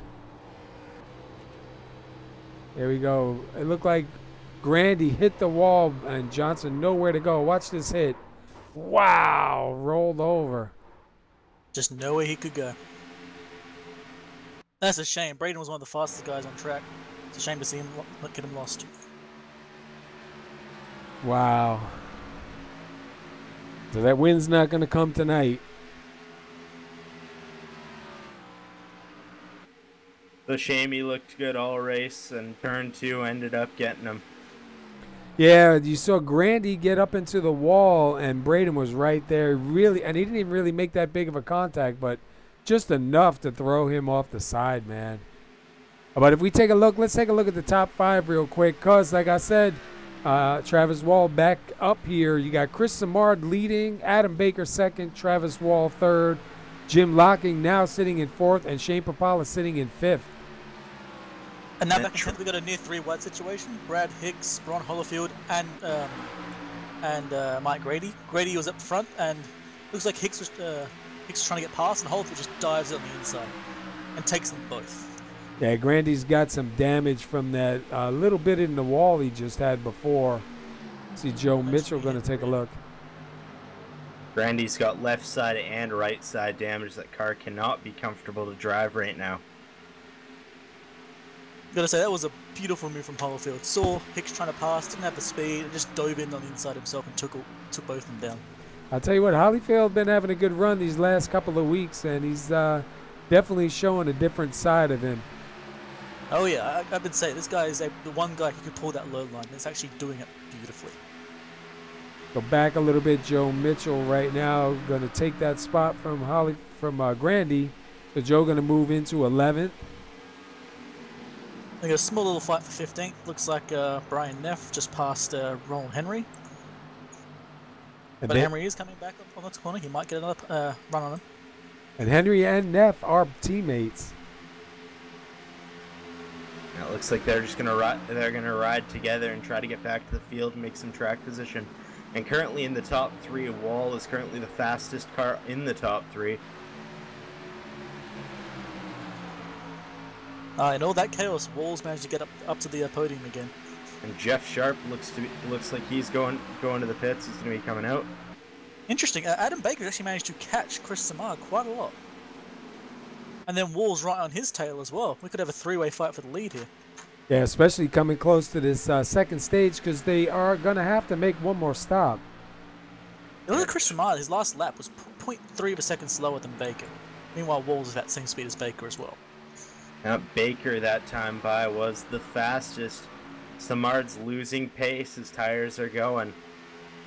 And Samard's got 20 laps led that time by, so marking some laps down. Also Baker fastest again. Yeah, also back and forth, you got Jim Locking and Shea Papala. Papala's right on his tail. He might go for a pass sooner or later, but he's right up there. One good run, you'll probably get him. Paula using all the patience he has riding behind Locking, looking at more points at the stage. 18 laps left in the run, or 23 laps. And it also looks like Brian Neff has just passed Mike Grandy on the inside. I think like Travis Wall spinning it going into the pits. Wow, Travis Wall, Joe Mitchell, gonna miss him in the pits. I wonder if that's gonna give Travis Wall a speeding penalty or not. It was like Wall was intending to pit, but I guess he went a little bit too hot. And by the looks of it, I don't think he's going to get a speeding penalty. He stopped just before the cones. I'm going to pull up Braden Johnson real quick. Let's see have a quick word with Braden Johnson. Braden Johnson, this is the ISR broadcast booth. You got a copy. 10-4, I do. Hey, man, sorry about what happened out there, man. Looked like Grandy got in the wall and really nothing you could do, man. It's a shame it ain't your night for you. How was it up until that point? I thought I had one of the fastest cars out there, man, and I was expecting to do very good. I even came back somehow from like 16th to 7th on after I violated the pit exit rule that iRacing recently added, and yeah, I came back from there and I was thinking I was doing good. I was just waiting for everybody to single file out and start trying to pick people away, and then that happened, and it just sucks. It's racing. Yeah, it's a shame, man. I know you're looking for that win. It escapes you again here tonight, but next week's Iowa. Hopefully a little bit better for you there, man. Sorry for your run here tonight, but dude, you started on the pole. You definitely had a good car. Yeah, 10-4 out of. I mean, it happens. It's racing, and I'd just like to, before I get out of here, say thanks to all the sponsors, Coffee and Glitter Mom, Top City Travel, and SoMo Racing League for putting on this race tonight. And thank you very much for broadcasting it. All right, man. Well, sorry about your luck here tonight. You had a good car, man. We'll look forward to seeing what you got next week. And thanks for stopping and talking with us, bud. 10-4, take care. That was Braden Johnson, driver of the number 36. We saw him. He started on the pole here tonight, and we saw him have a little bit of trouble there when the 12 of Mike Grandy got into the wall. He was right there on his back bumper, nowhere to go, and unfortunately ended his night. And it looks like Jeff Glockner got violated the pit exit rule, and he chose to tow. And meanwhile, Shane Papala out front, coming to 3 laps led this time by. We had a couple of drivers come in, Adam Baker and a couple other guys come in during the... Schaefer 3 wide with Sharp and Hollefeld. Sorry to cut you off. I believe is Schaefer on fresher tires? I believe so. I don't believe Hollefeld or Papala have pit yet. Yeah.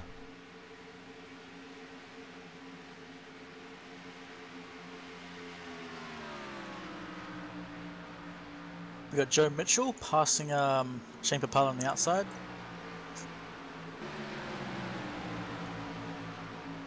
And that right there is the difference between old and new tires. Just boom, gone.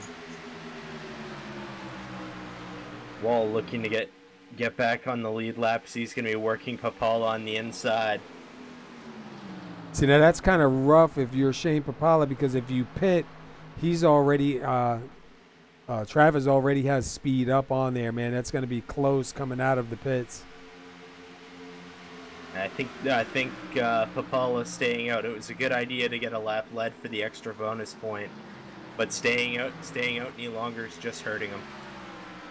And he's locked into the chase, so he doesn't really have to worry. I believe he's going to come in now, so that should give the lead up to the 12 of Mike Grandy. It's like up to the top 5 of the cars that have not pit yet. Yeah, Grandy, Holloway, Talbert, and Estes. Then we go back to Samard. Is your first driver in 6th on fresher tires. So when these guys do go in, Samard should take over the lead. You see Shane is coming back out on the track. We'll see where these guys catch him. But I say, Andrew Baker's once again right back on the tail of Chris Samard. He managed to catch him with those previous laps, and after the pit stops, he's still right behind him.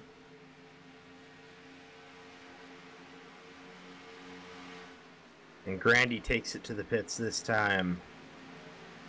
And that lets Larry Holloway go back up to the lead. So Larry Holloway is back up front. This will be 5 laps led this time by. Cohen's looking to get as much time as he can as he's going to pass second place car.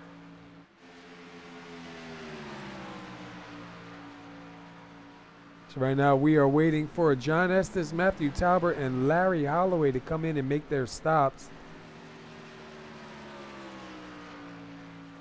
And for 2 turns in a row, Adam Baker has tried to stick his nose in just inside of Chris Samard, but every single time, just on exit, Samard just closes the door and just takes off like a rocket. It hurts Samard. He's really comfortable in the car, he said tonight. He said it's feeling really good for him, kind of neutral, which is surprising because everybody we talked to in the beginning of the pre-race countdown, a lot of guys were saying the car felt tight. So with the rubber down and a little bit of heat in the track, it seems like it's to his liking. And we see Shane. Sorry, go ahead. As I say, we see Shane Papala down a lap. I wonder if Shane got busted pit road exit. I will look. Let's say the one thing they all said, which definitely been true so far, is that exit of turn 2 is where all the trouble is. And here goes Baker one more time, taking a look down low.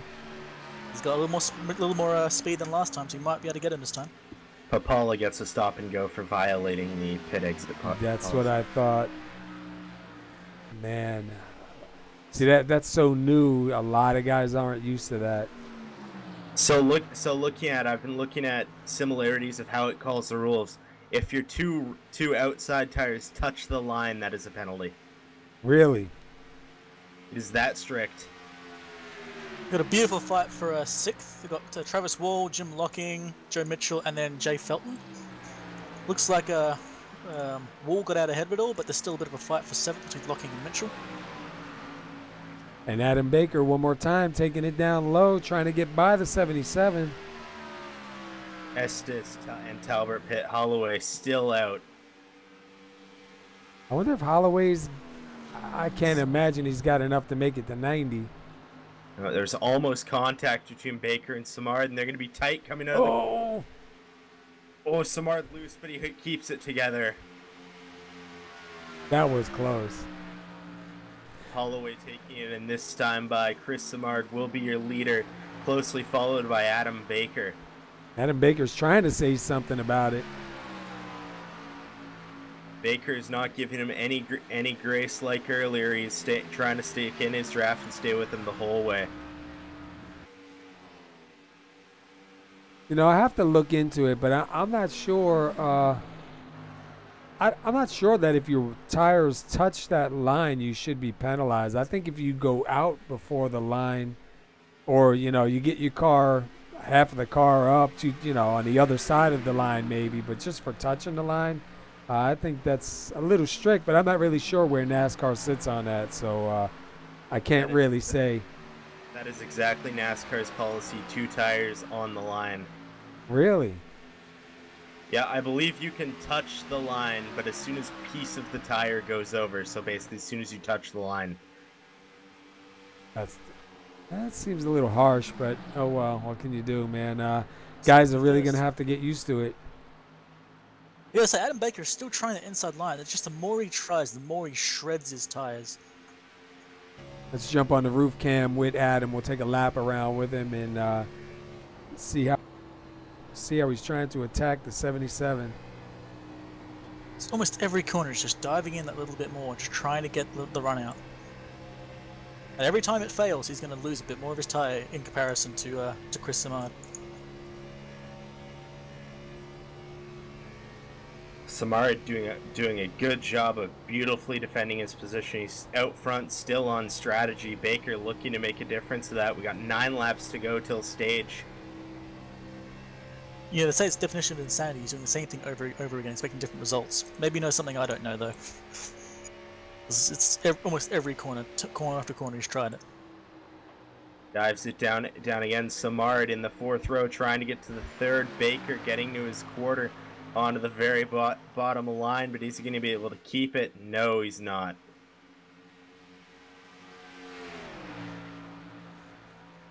And who is that behind them?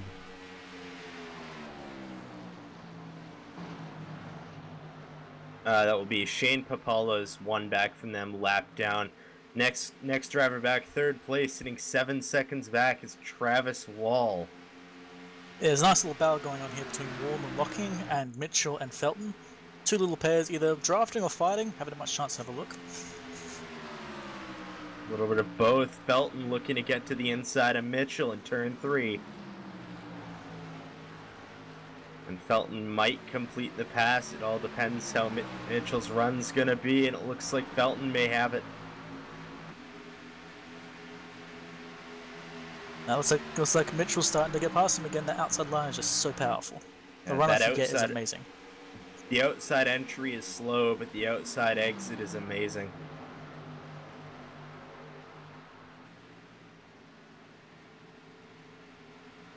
And they are still side by side.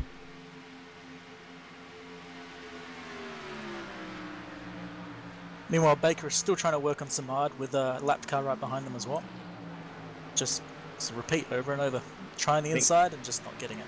I think that clean air advantage that Samard is getting is really helping that his runs off the outside. And Papala is going to have to help Baker if Baker's going to be able to make the pass. I'm seeing Baker start changing up his strategy now, though. He's no longer diving inside, just sticking behind Samard on the outside. Maybe trying to get a run slightly lower exit, and he's going to jump to the inside again. You would think so many attempts on the inside would burn those tires up, but he's still got a pretty decent handling car going on. I think long run it's going to hurt. We got 6 laps to go to the stage, so I don't know if he's exactly going to kill his tires. I think even if he does pass Samar, his tire's going to be so smoked that Samar's just going to get it back in seconds. He's just going to be nothing left. I think he's just holding on because of that draft. Yeah, I think he just wants that stage win in the worst way right there. We got 5 more laps till we come to stage 2. These guys are knocking it out here pretty good. Joe Mitchell did get around Jay Felton, so Joe Mitchell up to 5th, Jay Felton back to 6th. You see Aaron Schaefer in 7th. Well, go ahead.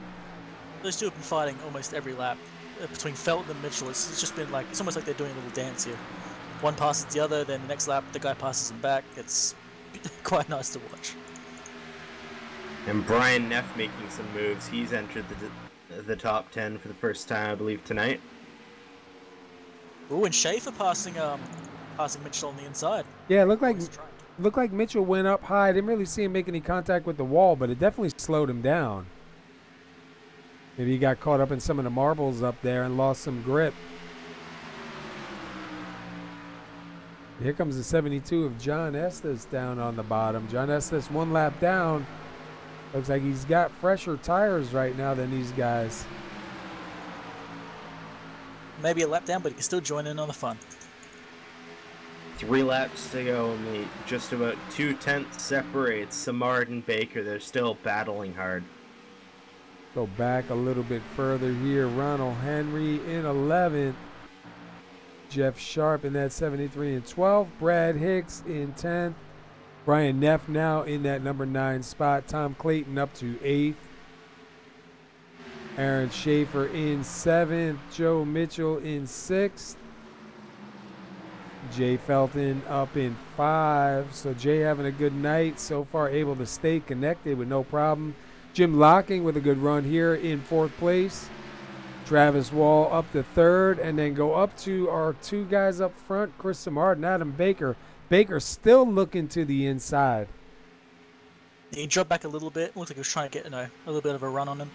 But tried the inside and just lost a bit of speed again.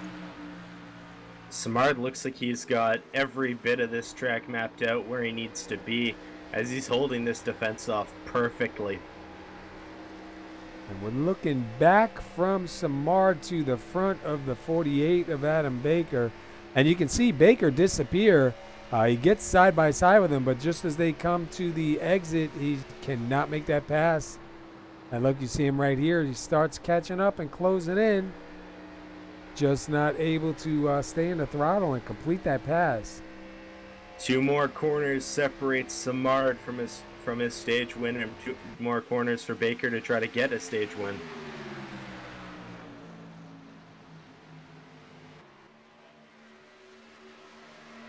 Samard 3rd lane, Baker in the 2nd lane going up. Is he going to try to get the bottom line? Just not quite Samard will enough. take the stage.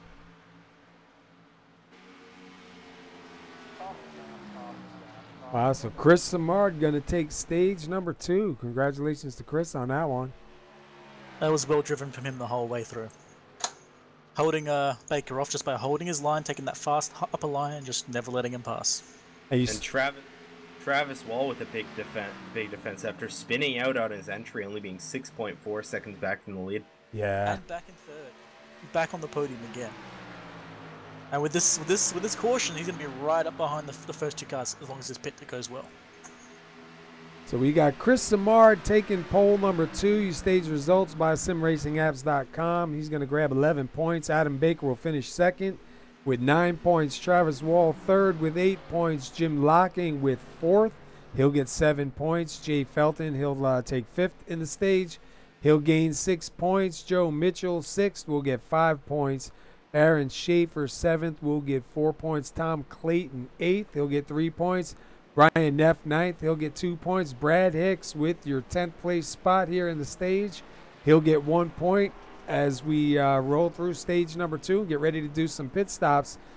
So far, the only 2 cautions have been for stage 1 and stage 2. So these guys are putting on a great show here tonight. You're watching the TopCityTravel.com Michigan International Speedway 145 with SoMo Racing League in the Top City Travel B Series. So definitely a good show going on here right now, guys.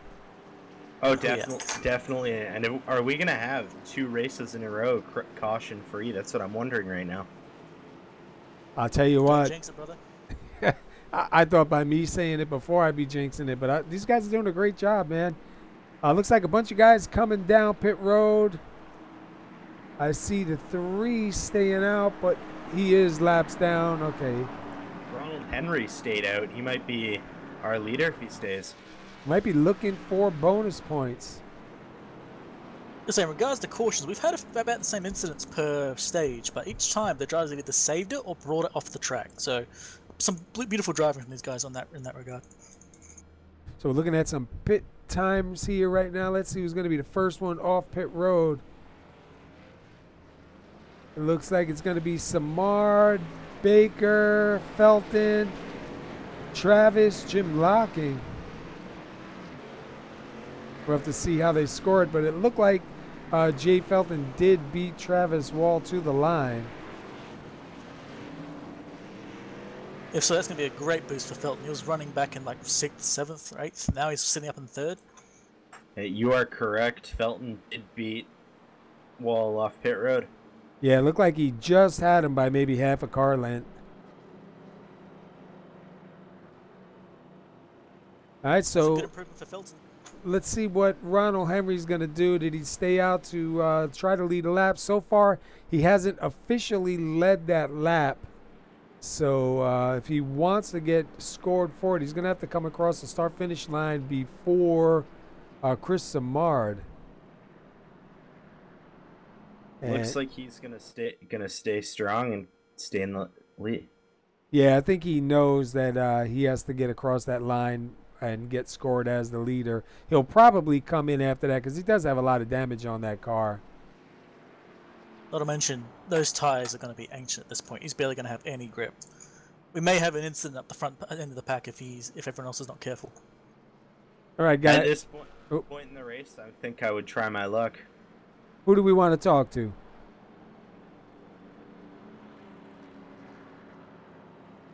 Give Travis an interview. He's been doing stellar tonight. All right, I got Travis up here.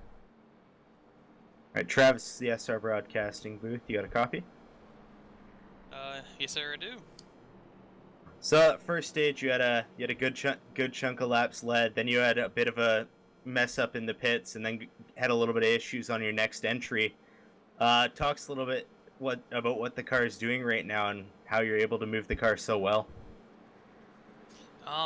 It's a little tight in the draft. I mean, it's not as bad as I was expecting it to, but I mean, just moving a car with, or half a car with high or low can really get some air in the nose and really help a turn. So, I mean, it makes it really favorable. It didn't help. I needed to use the restroom on that first pit stop, but then slid through it so bad, so that just made things way worse than it needed to. But I got a lot of rear brakes set up in this car, and I went in a little deep on that second pit stop because I did pretty good in the first one, so I was trying to see how much I can gain on the next one, and I got greedy. So are you looking into the final stage? Are you looking to make a move all the way to the front, or are you going to kind of relax and see where it goes from there? It is definitely way easier to relax when you have the lead. So I'm gonna go for the lead. I may be a little more patient about it now that I'm actually up here, just getting in line, let things settle down. But I'd like to get there as soon as I can. All right, man. We're gonna let you next lap's green, so we're gonna put you back in your Your area to speak your mind. Thank you for talking to us. Yeah, no problem. All right. Holy English. That was Travis Wall, driver of the number 44 Piggly Wiggly Ford Mustang. Yeah, I tell you what, he's you heard him. He's going to try and get to the front as fast as he can so he can get out there and relax. Definitely doing a good job, though, man. Got himself back and forth after spinning going into the pits. Luckily, he didn't hit anything, so didn't really do any damage to the car. The cones either. That's the main thing. He didn't cross the cones in that crash. So Yeah. He didn't get a speeding penalty. He's got a lot of competition to go with. He's got Felton to pass, Baker, and Samard. So it's going to be interesting to see how fast he'd be able to do it. And we got to say, Felton is loving life right now. He's like, I wanted to make 10 laps, and so far, I think I've made about 90. I would like to see him pull out the win. I know that would make his week after all the troubles that he's had. Yeah, I would say that'd anyone be a deserved really it to be cool him. one. He's definitely got a good car here, so we'll see what happens once his pace car does take off. Samard on the inside. Pace car does go in. And Samard is back on the pedal. And Samard getting a good run, but it looks like Felton wasn't able to keep his draft to get a run. Baker's going to hold second. And Travis is giving everything he can to the back of the 48, trying to get him going. Oh, and he's gonna overslide the corner and lose a ton of time there. Locking and Clayton side by side, Brad Hicks and Sharp side by side. A good chunk of this pack is still side by side. The back strip's going to the turn 3 and 4.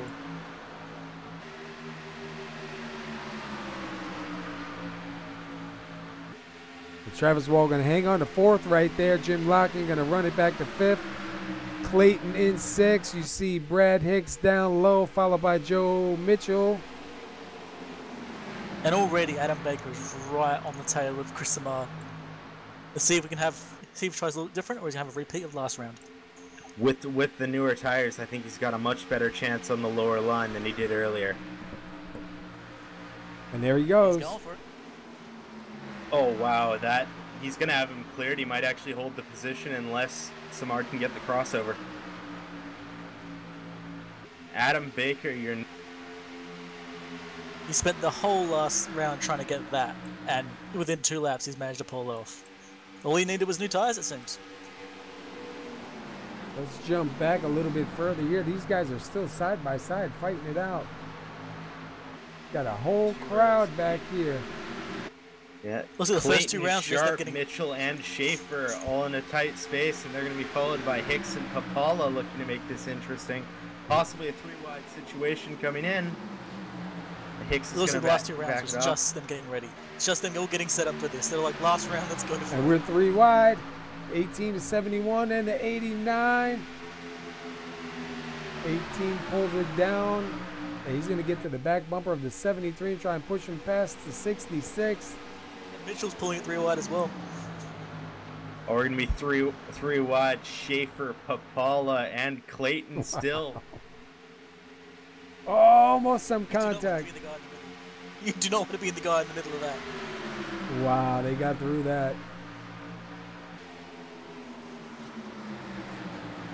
There's a lot of position changing going on back here from, I believe that's probably 6 through 11.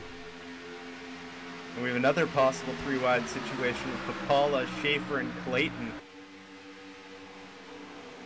And a little bit further up, we got Jim Locking trying to pass Jay Felton on the inside. Looks like he might actually get him. Felton falling back into 5th.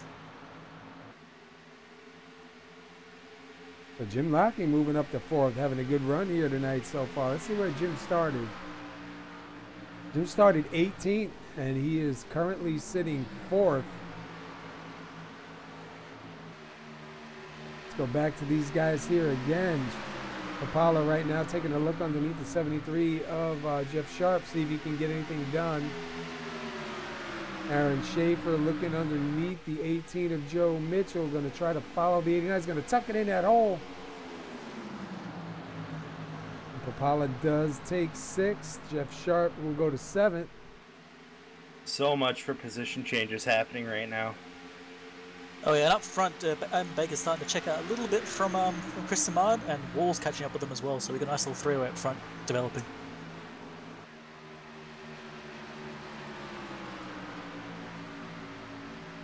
Looks like Baker's going to try and burn out his tyres, get as much time as possible. Clayton stuck on the bottom. Hicks looking to take away that position.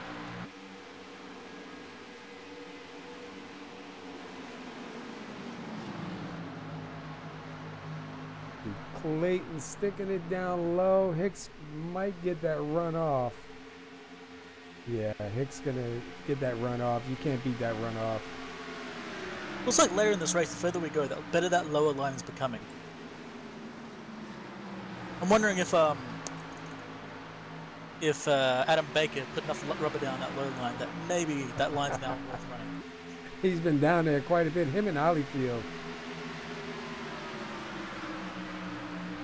Maybe now in this third stage, there's going to be enough rubber down there that everyone can start using it and make some really good passes here. Looks like a lot of the drivers are going higher up. It looks like we're running that fourth groove in and going down the third groove now. And look at Travis Wall closing in on Samard. Travis Wall with a strong run in right there, almost to the back of the bumper of the 77. Oh yeah, if Samard's heard what he said in the interview so far, he's probably shitting bricks. First or last.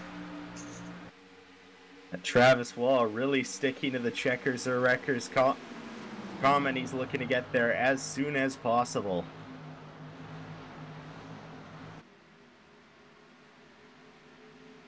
And we've had 13 different lead changes so far. Yeah. Papala looking at Felton to take the 5th position away on the bottom. Yeah, I don't know what happened with Felton this time out. Seemed like his car's starting to drop a little bit. Still having a great run. 6th place so far right now. Now Samard on the back bumper of Baker. Is he able to do something with it, or is Baker going to be able to defend? Yeah, let's take a look at these three here for a little bit. There's a shoe on the other foot here. Is Samard got the same trouble Baker did, where he just can't get past him? As long as Baker holds that high line, he could probably keep up there forever. And he can't keep fighting too hard, because if he does, Wall's going to get in there and be like, this is my position now. And here comes Wall looking to the inside of Samard.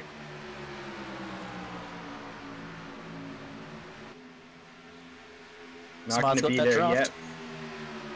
He's not going to be there yet, but he's going to be there next corner to try to make a move again. See if he can throw it in and make it stick. He's got to dive it in. Couldn't get him in between Baker and Samard's going to have the run off, and Wall's going to be back to square one. Man, they just cannot get that run on the inside. And it's doubly worse for Travis right now, because unlike when Samard versus Baker, Samard's got a drafting partner every time after the corner. Every single time he's going to be right back behind Baker and get that draft again. Whereas Travis has got all three of them to fight. See what their times are this time by. It looks like Travis Wall with the fastest time. Samard quickest by 3 100ths. Oh, I'm sorry. I was looking at the wrong one. Also Samard into the wall. Wall into the back of him. Say that one twice. Yeah, I can't even say it once. Travis Wall going to move into second. We've seen that happen before with Grandy and Braden Johnson, man. When you're that close to somebody and they make contact with the wall, there is nowhere to go. That's going to hurt both of them. Chris Samard's been driving smooth and clean the entire race, and all of a sudden, one slip up and Wall's managed to get past him. That lets Adam Baker get back out front. That doesn't leave Wall in a great situation. He could have engine trouble now. I guess we'll know in a few laps if it explodes. 37 laps to go, and any engine damage is always the worst. We've got Joe Mitchell on the inside of Jay Felton going for the pass. Looks like Mitchell might actually get it. He's got in front of him. Wow, So you couldn't get any closer than that. Oh yeah. Yeah, Mitchell was towed sideways from the rear end of Felton. Well, that was close. You gotta know if that's brave or ballsy. A little bit of both. You got Clayton looking on the inside of Hicks. Hicks tail slapping the wall. Cohen taking evasive action. We're gonna get settled up. And they've been going at it pretty strong, Hicks and Clayton, for quite a few laps. Yeah, it seems every time these guys get bunched up, they find each other and go on a huge battle. And here comes Shane Papala going around Chris Samard. Jim Locking got around Samard, so Jim Locking up in third. Papala will move to fourth. Samar's lost a lot of speed with that damage now. Yeah. He's got rear damage and right damage, so that car's definitely feeling pretty bad. Although these guys are going to have to stop one more time before the checkers.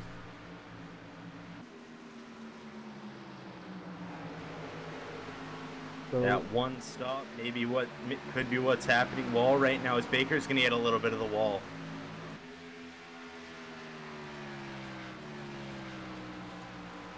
So don't forget as well, the same thing could happen to a wall that happened last time, where he goes a little too hot into those pits and loses it. The same could happen for anyone. So the pits could be where all of this changes. yeah, especially if we do a green flag pit. I mean, that's a lot of pressure to try to get in fast and get yourself stopped. We see a lot of guys slide through the pits. And listening to Wall's engine, it sounds like he does have a little bit of damage.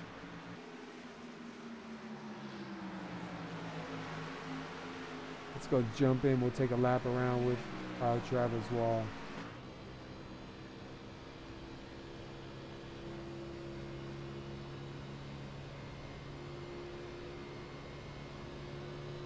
Yeah, Wall was equivalent in speed with Adam Baker, but now he's starting to drop off a bit.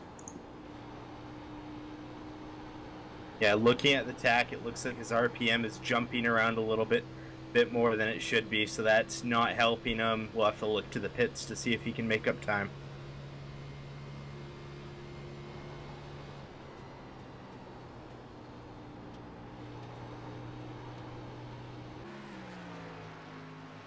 Also got a little bit of a fight further in the pack between Brad Hicks and Tom Clayton. Hicks going on the inside and taking the position, it looks like. And it looked like Clayton was going to take the crossover, but didn't. And here he's going to take a look going into one.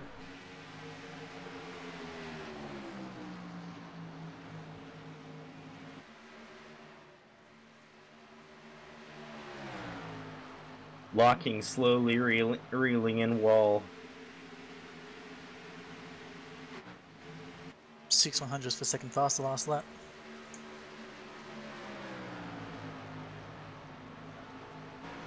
Look at the comparison Papala speed to of the Chris pits. Samard as well. All right, we're starting to see guys come on in. I don't know if pitting this short is good. I think Papala may still be a little bit short.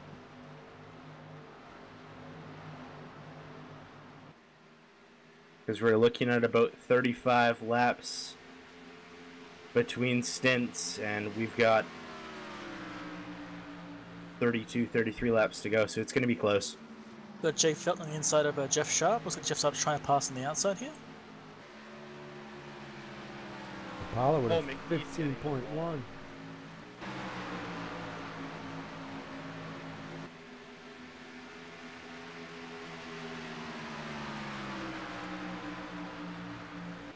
Chris Samard into the pits as well. You got it in there perfectly. Got to watch these guys coming out of the pits, because it seemed like that's where guys are getting in trouble this time. We just saw Shane get back out on the track right now. Currently scored 15th. Let's keep an eye on him and see if he was able to get out clean, or is he going to have to come back down pits and serve a penalty. It looks like he must have got out clean, because he's not going down pit road here. Mitchell to the pits. Either Baker is letting off on the car a bit, or Travis Wall is starting to catch up, because their speed's about equalized again. Well, Baker's one of Little them bit guys that will save fuel in the worst way, and I don't know how he does it, but there's been plenty of times where you just wouldn't think he was going to make it, and he does. No, I He has think let right up a little now. bit. I think right now that's the tires wearing down to the point of where Wall can't keep up. And you see Papala going around, Jim locking, and then Travis Wall going to get back on the lead lap the hard way. That is the difference on tires. And Jim Clayton locking. shaking pits. Look at Jim locking in second place, getting ready to try and do something here with Travis Wall in the next lap or two. Schaefer went to the pits. Looks like Clayton's in the pits now. Yeah, Jim locking 0.3 of a second faster than Wall last lap. And locking going to bring it down the pits. Wall's going to go around. Smart play there. You just pass him by doing a couple of laps faster than him after a while. Don't have to worry about fighting against the guy. Take a look at Jim locking as he makes his pit. Great stop, center of the box, so he's good to go. Go back out here with Travis Wall.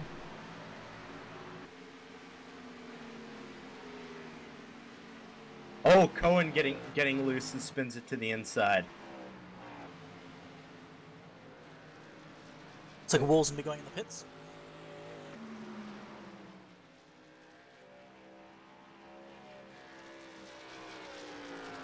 Cohen doing a good job keeping it going in the right direction. No yellow. So Wall to the pits. that's going to put Jeff Sharp up to the lead. Jay Felton in second. Brad Hicks in third. Mike Grandy to fourth. And Larry Holloway in fifth. This whole top five is all drivers we have not seen up here yet except for Felton.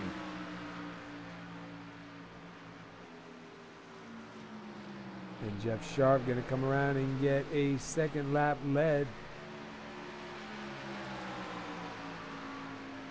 He's going to gain himself an extra bonus point for leading the lap.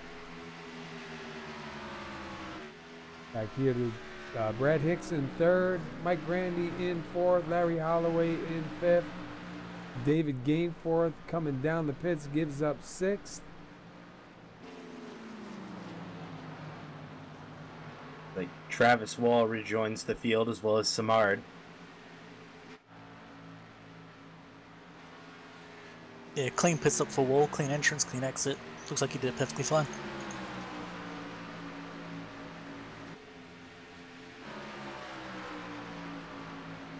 Felton to the pits. 26 laps to go this time by. Jeff Sharp out front getting another lap lead. Felton and Hicks to the pits. Grandy as well. We're waiting for Sharp and Holloway to come on down. I think we got Gainforth too. I don't know. Oh no, he's just exiting. Adam Baker in sixth, Shane Papala in seventh. I'm not sure if it looked like Adam Baker just took that position away from Shane. It looks like that pit strategy for locking may have backfired a little bit because he's actually lost a bit of time on Wall and Wall's actually getting a bit of a drive from Aaron Schaefer ahead of him. He's getting towed around a little bit. Definitely helping that damaged car out. And that's what he wants. Try to get him back up towards the front there. It's going to be close. And every second he's ahead of locking and out of the draft is definitely a extra second that's useful for him. Let me say, he's about to lose quite a bit of time. He's trying to pass Schaefer, and Schaefer is just sitting on the outside. That's going to be time lost. Yeah, Wall and Schaefer trying to battle over position, but Wall does not have the engine power right now.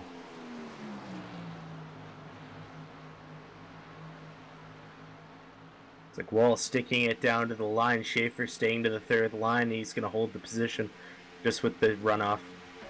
Every time he does that, it's just more tires lost and more time lost. He's got to make it stick quick.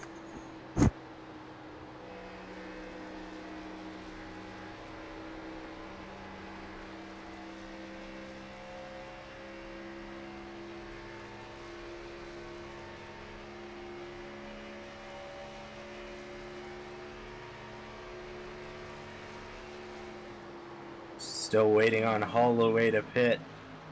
When that happens, Baker will be your leader, but Holloway will go around at least one more time. And look at Holloway. He racks up 11 laps led so far throughout this race. We're trying again on the inside. I think he might have got him this time. That looks like this time he's got him. We'll see if Schaefer's going to try to do a crossover here. He's pretty close in the draft. Locking is closing in a little bit on those guys, though. But them guys battling side by side definitely brought Locking back into the picture.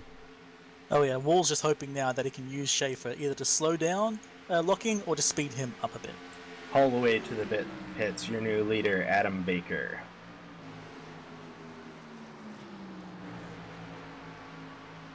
Adam Baker won last night in the truck series, so Adam Baker trying to get a second win here this week.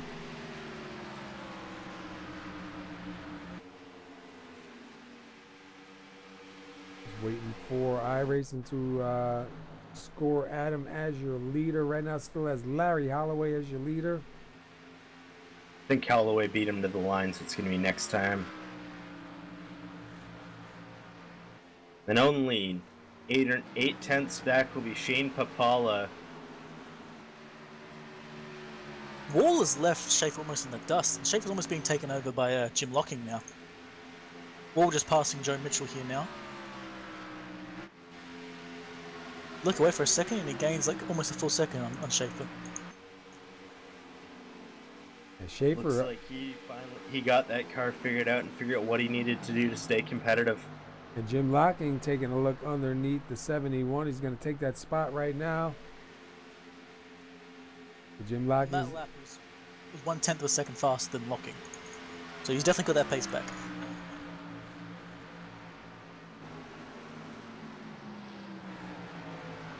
Also, side note, he's actually 0.5 of a second faster than Shane Papala, who's the next car ahead of him. Shane right now sitting in second. Adam Baker, your leader. Travis Wall in third. A little bit of a distance between Travis Wall and Shane Papala up there in second. We'll have 19 laps to go this time by when they cross the line. So still got plenty of time to try and track them down.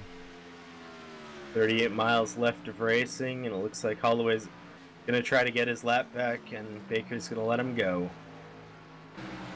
Yeah, probably the smart thing to do if you're the leader, and maybe try and take some of his draft. Yep, makes him happy, makes Baker happy. Gain a little bit of extra time. Every second's going to help. Papala has no draft right now, but Baker does, so that's going to be helping him gain time. Currently, Papala faster that lap by Baker by 2/1000ths of a second. But then slower than Travis by 0.4 of a second, almost. Travis is he's coming fast. That Travis is a man on a mission right now. He's got one thing on his mind, and that's taking the checker. We have the 72 of John Estes. Gonna probably slow down Papala here a little bit. Estes on faster tires. I mean newer tires, faster tires. And Papala, that's what I would do. Let him go by, get in the draft, and try and have him bring me closer to Adam Baker. He's going to give him a little bump, it looks like. No, he's not. He's just going to continue to ride. There's not much action. Everyone's kind of separated now. So this is all the action on the field right now.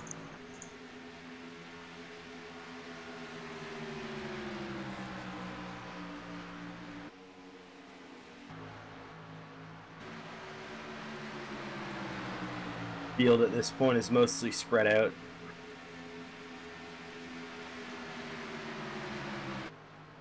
Yeah, Shane was catching up to Adam Baker there a little bit when he was behind the 72, but he looked like he shot up a little higher than the 72 and kind of lost that help. Looks like Wall's still got all the momentum he has to catch Baker. it'll be 16 laps this time by. Baker is clutching. Baker just clutched on turn 1, so Baker's starting to clutch to try to save fuel. Let's take a ride with Baker. Also, comparison of lap times. Baker's a 40-second flat. Shane Papala's about 40.3, and Travis Wall is also now 40 flat as well. He's correct. Baker is clutching for about a second. Is he that low on fuel? Ooh. Baker has been known to stretch it. So what Shane or Wall need to do is get up there and start pressuring him. Start pushing his fuel down. Papala pitted around the same time as Baker, so I'm wondering. Let's jump inside with Papala because Travis Wall is right there on the back bumper, Papala just is about. not clutching. I think maybe Baker didn't take a full tank, maybe short fill. Travis Wall to second. Wall is charging, he ain't letting him get in the way. Yeah, Baker's lap time's now dropped off by 0.2 of a second in comparison to his last lap. So he's definitely trying to save fuel now. And Travis Wall's almost in drafting range of John Estes, which is going to give him a big boost. I reckon give him 10 laps, he might catch him. And Papala is clutching. It's the only driver so far in the top 3 that we're pretty sure is good to go. Travis Wall. Yeah, in the damaged GT. You can hear Papala stepping on that clutch for a pretty long distance too through the turns. We'll keep an eye on Wall. We'll see what kind of time he's going to be closing in here on Baker. Papala's got to be careful as well because if he loses too much time, he's going to get eaten up by Jim Locking right behind him. He's not too far behind him. If he loses too much time, he's going to lose another position again. Wall gaining no time there, just a few hundredths faster than Baker at that point. And Travis Wall just nudged John Estes almost entirely into the wall on turn 2. I went over to John Estes' car because I thought he was going to wreck it, but he did a good job hanging on to it. I think he tried to push him. Checkers or wreckers, get out of my way. It looked like he might have tried to push him up there to slow down Papala a little bit. 4D chess, mate. 6/10 separates Papala and Wall. And Wall actually lost some time to Baker. I wonder what Baker's fuel situation is right now. Baker might think he's good, or he just might feel the pressure. Feeling the pressure, then Wall's doing his job right there. Take a ride on the roof of Baker. Oh, he's still clutching going in. Still clutching, yeah. About a second or so of clutch. Let's take a look back from Baker. Meanwhile, Wall is just pushing it. Like he's going hell for leather at this point. Burn up the tires, burn up the engine, doesn't matter. Just catch the guy in front. And every time Adam clutches, man, it just brings him a little bit closer. So the question is he going to have enough to be able to take the win?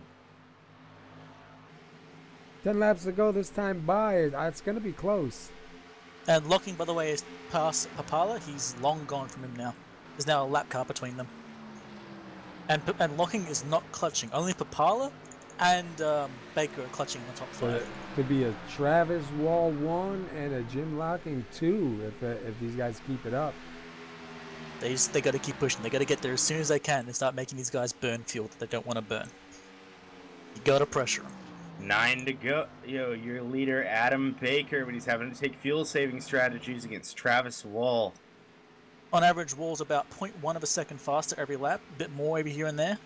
So right now, if this trend continues, Adam Baker will win. Ooh, if he does, that's a good play on his part. Yeah, we've seen him do it before where you really didn't think he could do it.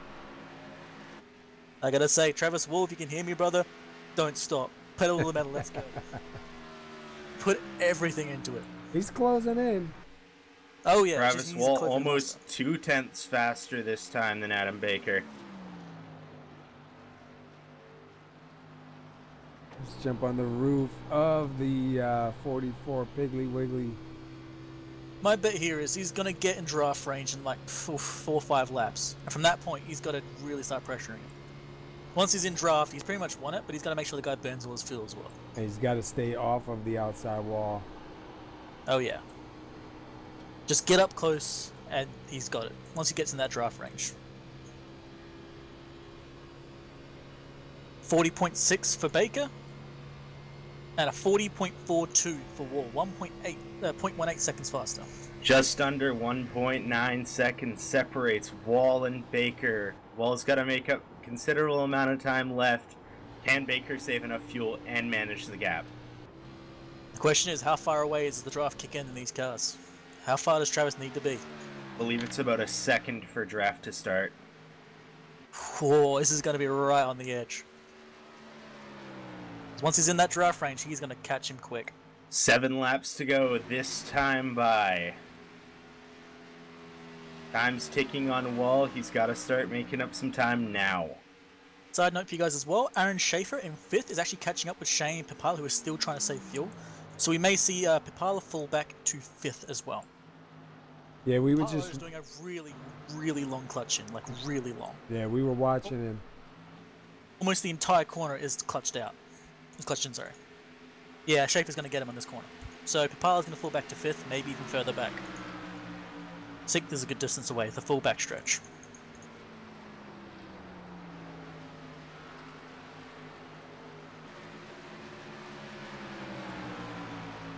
Going to the line, Baker gets a 40.587, Wall with a 5.45.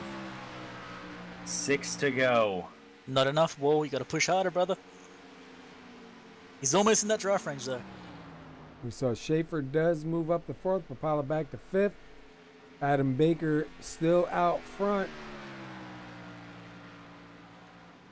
It's crazy to think that even with Baker clutching in like this, even with him saving fuel, he's still pulling off the same speed as Jim Locking is in 3rd. Baker's had to increase his clutch, so fuel is even closer now. At the same time, he's got to build up enough time to keep away from Wall as well, so it's a scary balance for him. He's either going to run out of fuel or run out of space, one of the two. Wall 1/10 faster than Baker at this point, brings the time down to 1.6 seconds, 5 laps to go.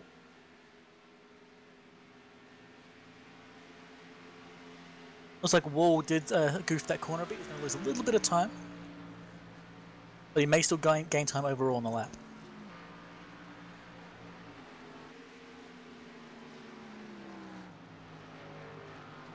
And that's the difference right there between Adam Baker just passing us and Travis Wall. 4 laps Travis to lost go. time that lap. Travis actually lost time on Baker. That's not what he wants.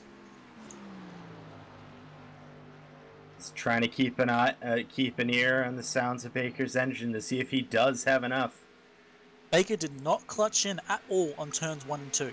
So I think he thinks he's got enough here. He's going to push it. Yeah, Baker's starting to push it now. Looks like Baker thinks he has enough fuel at this point. Let's see if Wall can make up some time, coming 3 to go. All the threat of Wall's too much that he has to push it. Like, he's got to risk it now. He may come over the line with just gas in the tank, just empty air. Wall faster, 1/10 of a second. Closest battle on track will be for the lead between Wall and Baker. And Baker did once again clutch in. Yeah, back to clutching again. I think he's just trying to. I think he's trying to increase it, so if he runs out, maybe he's got a chance to slide by before he catches him. Yeah, I think he's trying to manage the gap and his fuel usage at the same time. This is where the strategy comes in. He's got 2 things to worry about. He saves too much and loses the position, or he doesn't save enough and loses more positions. It's not a pleasant place to be. That's a bad roll on the dice, either way you look at it. Wall faster by another 1/10, 2 laps to go. White flag next time by. Baker sounds like he had to clutch a little even more that time through 1 and 2. Oh yeah, they're all losing time as well as the tires start to die. But even then, Wall is still 0.1 faster. And he's pushing it. You can see he's pushing. every inch of road, every inch of fuel, everything he's got to try and catch this guy. White flag this time by.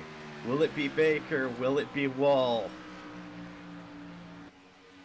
The only way I think Wall's got this is if Baker somehow starts running out back here on the backstretch.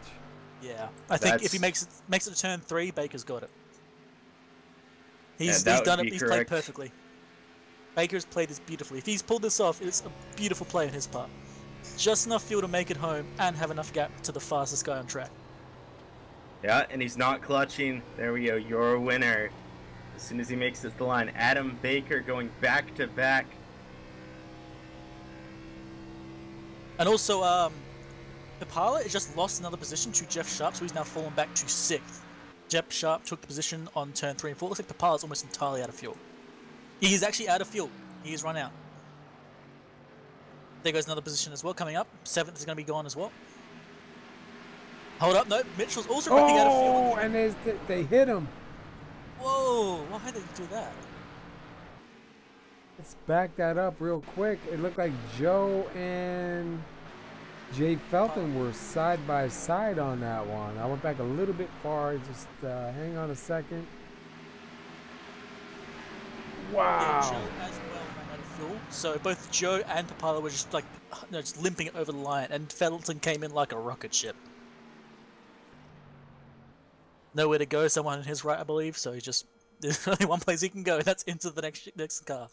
And are you guys seeing at the line too, where Felton and Mitchell are literally half of a car? Yeah. Okay, You gotta get that position, man. You gotta get that position my- any way you can. I wasn't sure if Baker was going to have anything left for a burnout, and he does. And Mitchell definitely not happy, giving Felton a bit of a nudge. Oh, man. All right, we'll be right back. Let these guys settle down, and we'll come in with our interviews.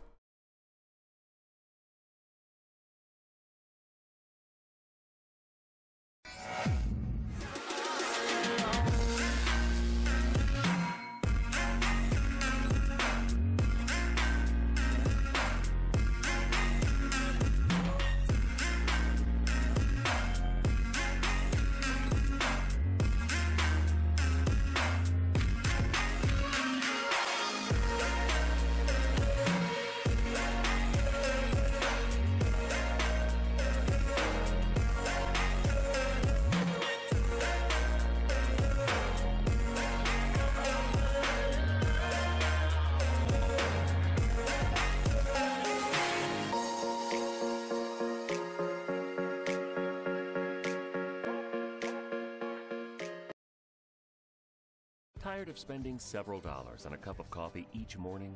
So is Joe. At $3 a cup, or $40 a week, Joe spent more than $2,000 per year. Why? Well, coffee beans are predominantly grown, picked, harvested, and bundled in South America, under the watchful eye of Billy the Coffee Goat. The beans are shipped to the United States blenders and roasters, who supply them to manufacturers, who grind, package, and send them to your local stores and shops.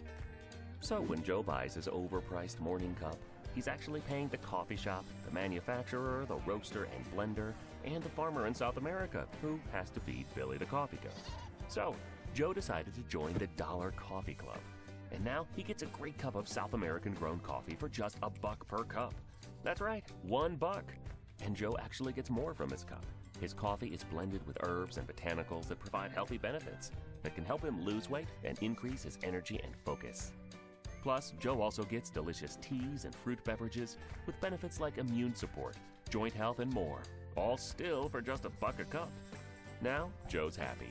He's so happy with the Dollar Coffee Club, he shared it with other people who are also tired of buying expensive coffee, and started his very own Dollar Coffee Club. Not only does he enjoy quality coffee every morning, but he's made enough money to fly to South America and adopt Billy the Coffee Goat. The Dollar Coffee Club. Perfect for you, perfect for Joe, and perfect for Billy.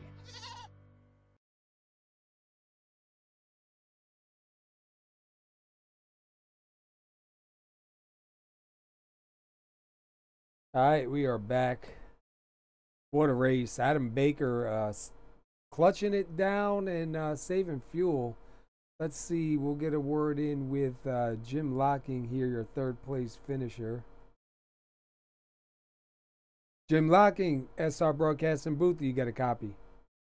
I do. Hey, man, what a run you had here tonight. Third place finish. Had a great car, man. Look real strong out there. We seen you making some moves. Tell us about your race here tonight.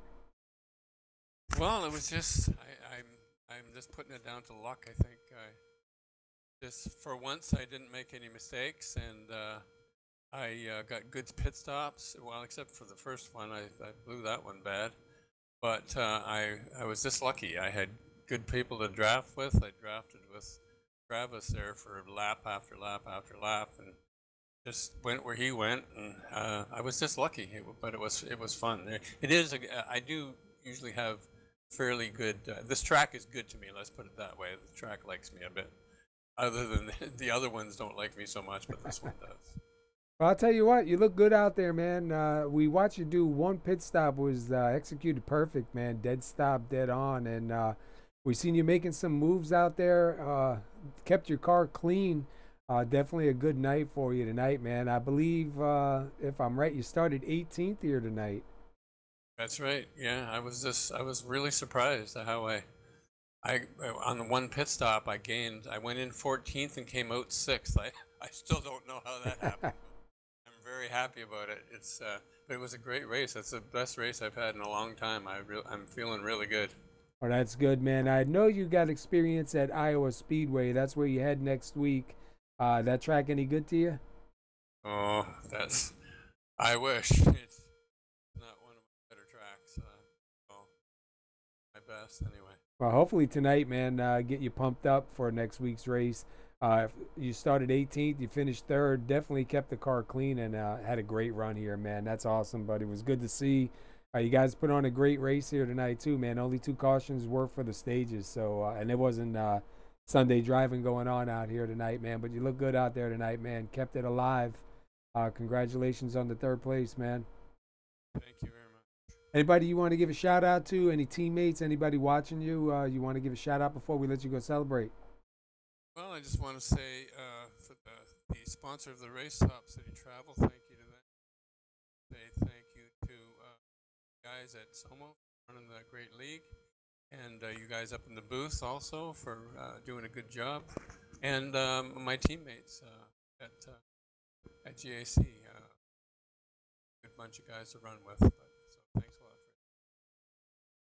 All right, man. Well, congratulations on the finish, going from 18th to 3rd place, man. Great run.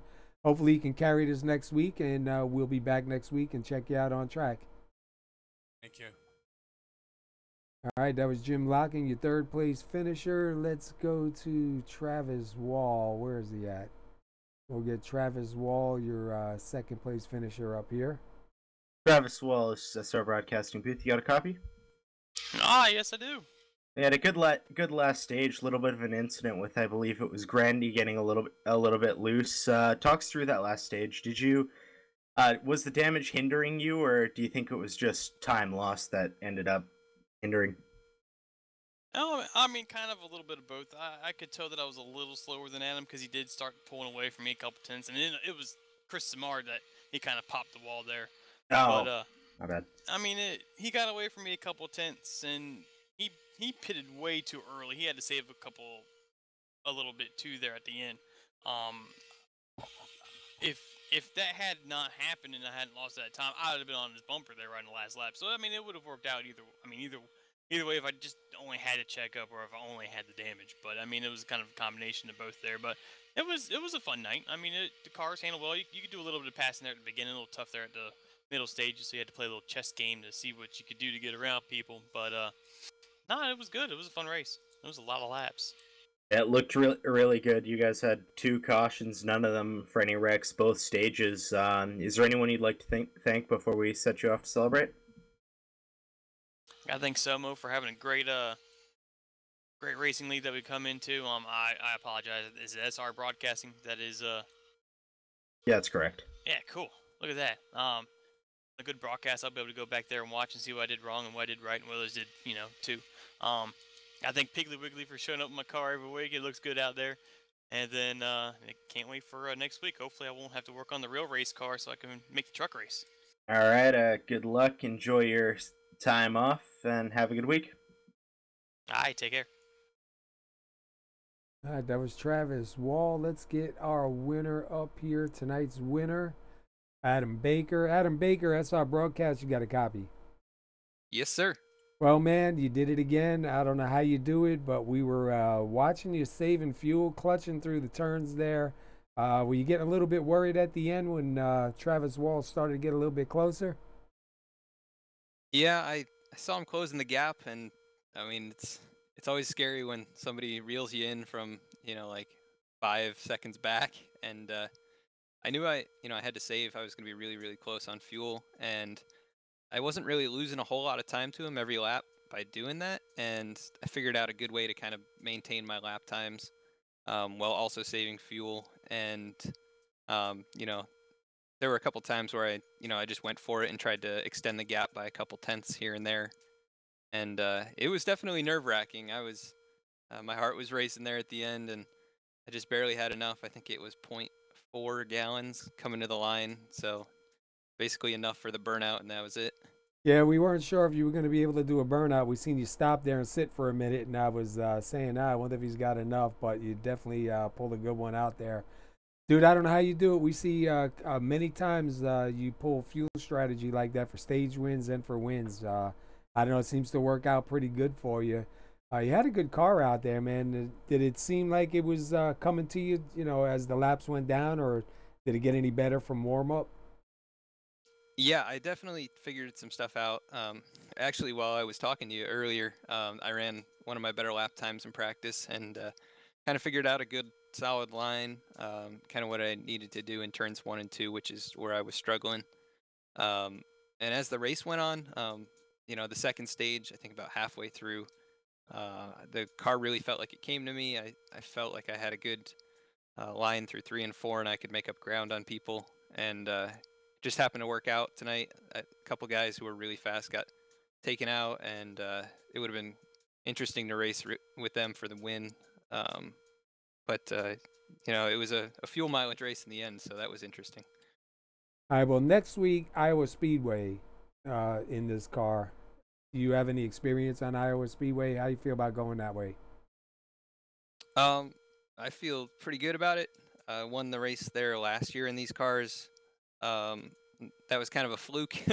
Again, just circumstantial, just happened to get to the lead, and a lot of fast cars got collected in something. But I feel like I run the line there a little bit differently than other people, and it works for me over a long run, so looking forward to going there. Yeah, we're definitely looking forward to next week's race. Now, tomorrow night, you'll be racing in the Portside Jaguar Land Rover Cup Series here at SoMo, live on both for broadcasting. How do you think it's going to translate over to the Cup car from the Xfinity? You think it's going to be similar, or you think it's going to be a totally different race? I think the setup is going to feel quite a bit different. I haven't tested it, but usually the car's a lot looser coming out of the turns. And this car got a little bit loose at the end of the run, so I would think it would be kind of how this car was at the end of the run, is how it's going to start off tomorrow, and then just get looser and looser as we go. But I love loose cars, so hopefully we can handle it and pull out another win. Yeah, I think you'll have to be up on the wheel tomorrow night, but you're on a roll here, man. You won last night in the Truck Series at Texas. You take home the win here tonight, and maybe you'll take the win home tomorrow and make it a broom sweep, man. Yeah, we'll see what happens. All right, well, congratulations on the win. 42 laps led. Before we let you get out of here, anybody you want to give a shout-out to? Yeah, I'd like to thank you guys up there in the booth at SR Broadcasting. I'd like to thank the sponsors of the league and this series, Top City Travel. And I'd like to thank all the admins, all the drivers for everything that they do. Thank my teammates at MB Motorsports for everything that they do. And then all the fans that came out and watched. Awesome, man. Well, congratulations again on the win. 42 laps led. You did some crazy fuel strategy at the end, but it worked out once again, man. We'll see what you got next week. All right, thank you. All right. All right, that was Adam Baker, your winner here tonight. Real quickly, I just want to go over one thing and remind everybody about this. On June 24th, Top Fuel Racing is going to host its first charity race. It's the Penny Dudley ALS Race for a Cure 250 in the IR18, and that's going to be at Michigan, the IR18 open wheel car. That'll be live on both for broadcasting, and I believe it's going to be at 8 p.m. Penny lost her fight in December of 2017, and her brother Robert is keeping it alive and trying to spread awareness, trying to help, get donations and get people more involved and see if we can't find a cure for this. If you want to get involved or you want to learn anything about it, or even if you want to just donate, give me a second to find the email address. You want to, I had it right here. Get in contact with S. Brinson, BRINSON, 1977 at gmail.com, or go to topfuelracing.us. Be sure to tune in. Watch that race on June 24th. But if you'd like to donate anything or, help out in any way, just contact them and see if there's anything that you can do. One thing I like about the community here in iRacing, they do a lot of stuff for different charities, and I think it's pretty cool. So, Robert, I appreciate you bringing it to me. I was glad I was able to help you out a little bit, and we look forward to having a good race that night and a good turnout. All right, guys, great race here tonight. Let's go over the results here in a second, and we'll get out of here. We had 17 lead changes and only 2 cautions just for the stages. One stage was at 45, the other stage was at 90. That's just amazing, man. Pocono, same thing. No cautions last week at Pocono except for the stages too, if I'm right.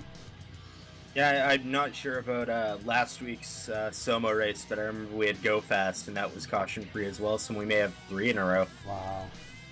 And tomorrow night, guys, both are broadcasting will be live here with the Portside Jaguar Land Rover Cup Series here at SoMo Racing League at 8:45. These guys will be back here again on Michigan for 155 laps.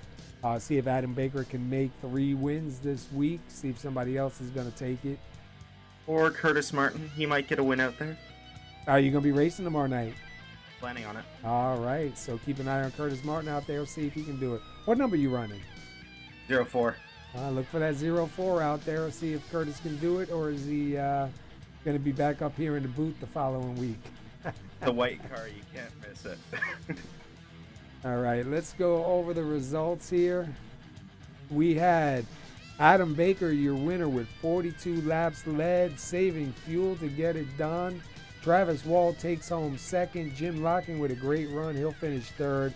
Aaron Schaefer looking strong all night. He'll finish fourth. Jeff Sharp takes home fifth. Brad Hicks will take home sixth. Jay Felton, who wasn't sure he was going to make it past lap 10, he'll take home seventh. Mike Grandy takes home eighth. Joe Mitchell will finish ninth. Shane Papala finishes 10th. And we'll have Tom Clayton finishing 11th, David Gainworth finishing 12th, Larry Holloway in 13th, Paul Cohen 14th, Ronald Henry in 15th, Ron Hollefeld in 16th, Chris Samard in 17th, Don Estes in 18th, Len McNeese in 19th, Matt Talbert in 20th. Nate, you want the last ones or do you want me? You go for it. Brian Neff in 21st, Jeff Glockner 22nd, Braden Johnson finishing 23rd, and Justin Rogers finishing 24th. Awesome. Great race here tonight. Your winner, Adam Baker, with 42 laps led. Tune in next week, 8:20 for the pre-race countdown at Iowa Speedway. Tune in tomorrow night for both are broadcasting live with SoMo Racing League in the Portside Jaguar Land Rover Truck Series. And then right here back at SR Broadcasting Saturday night at 8:20, GFRL, Go Fast Racing League, will be at Michigan. And they had a caution-free race last week at Pocono. Hopefully we can back it up again this week at Michigan, and that'll be Saturday night, 8:20, right here on SR Broadcasting. Guys, thanks for coming in again, and hope you guys had a good time, and we'll see you next week. All right, thanks for having me. It was great.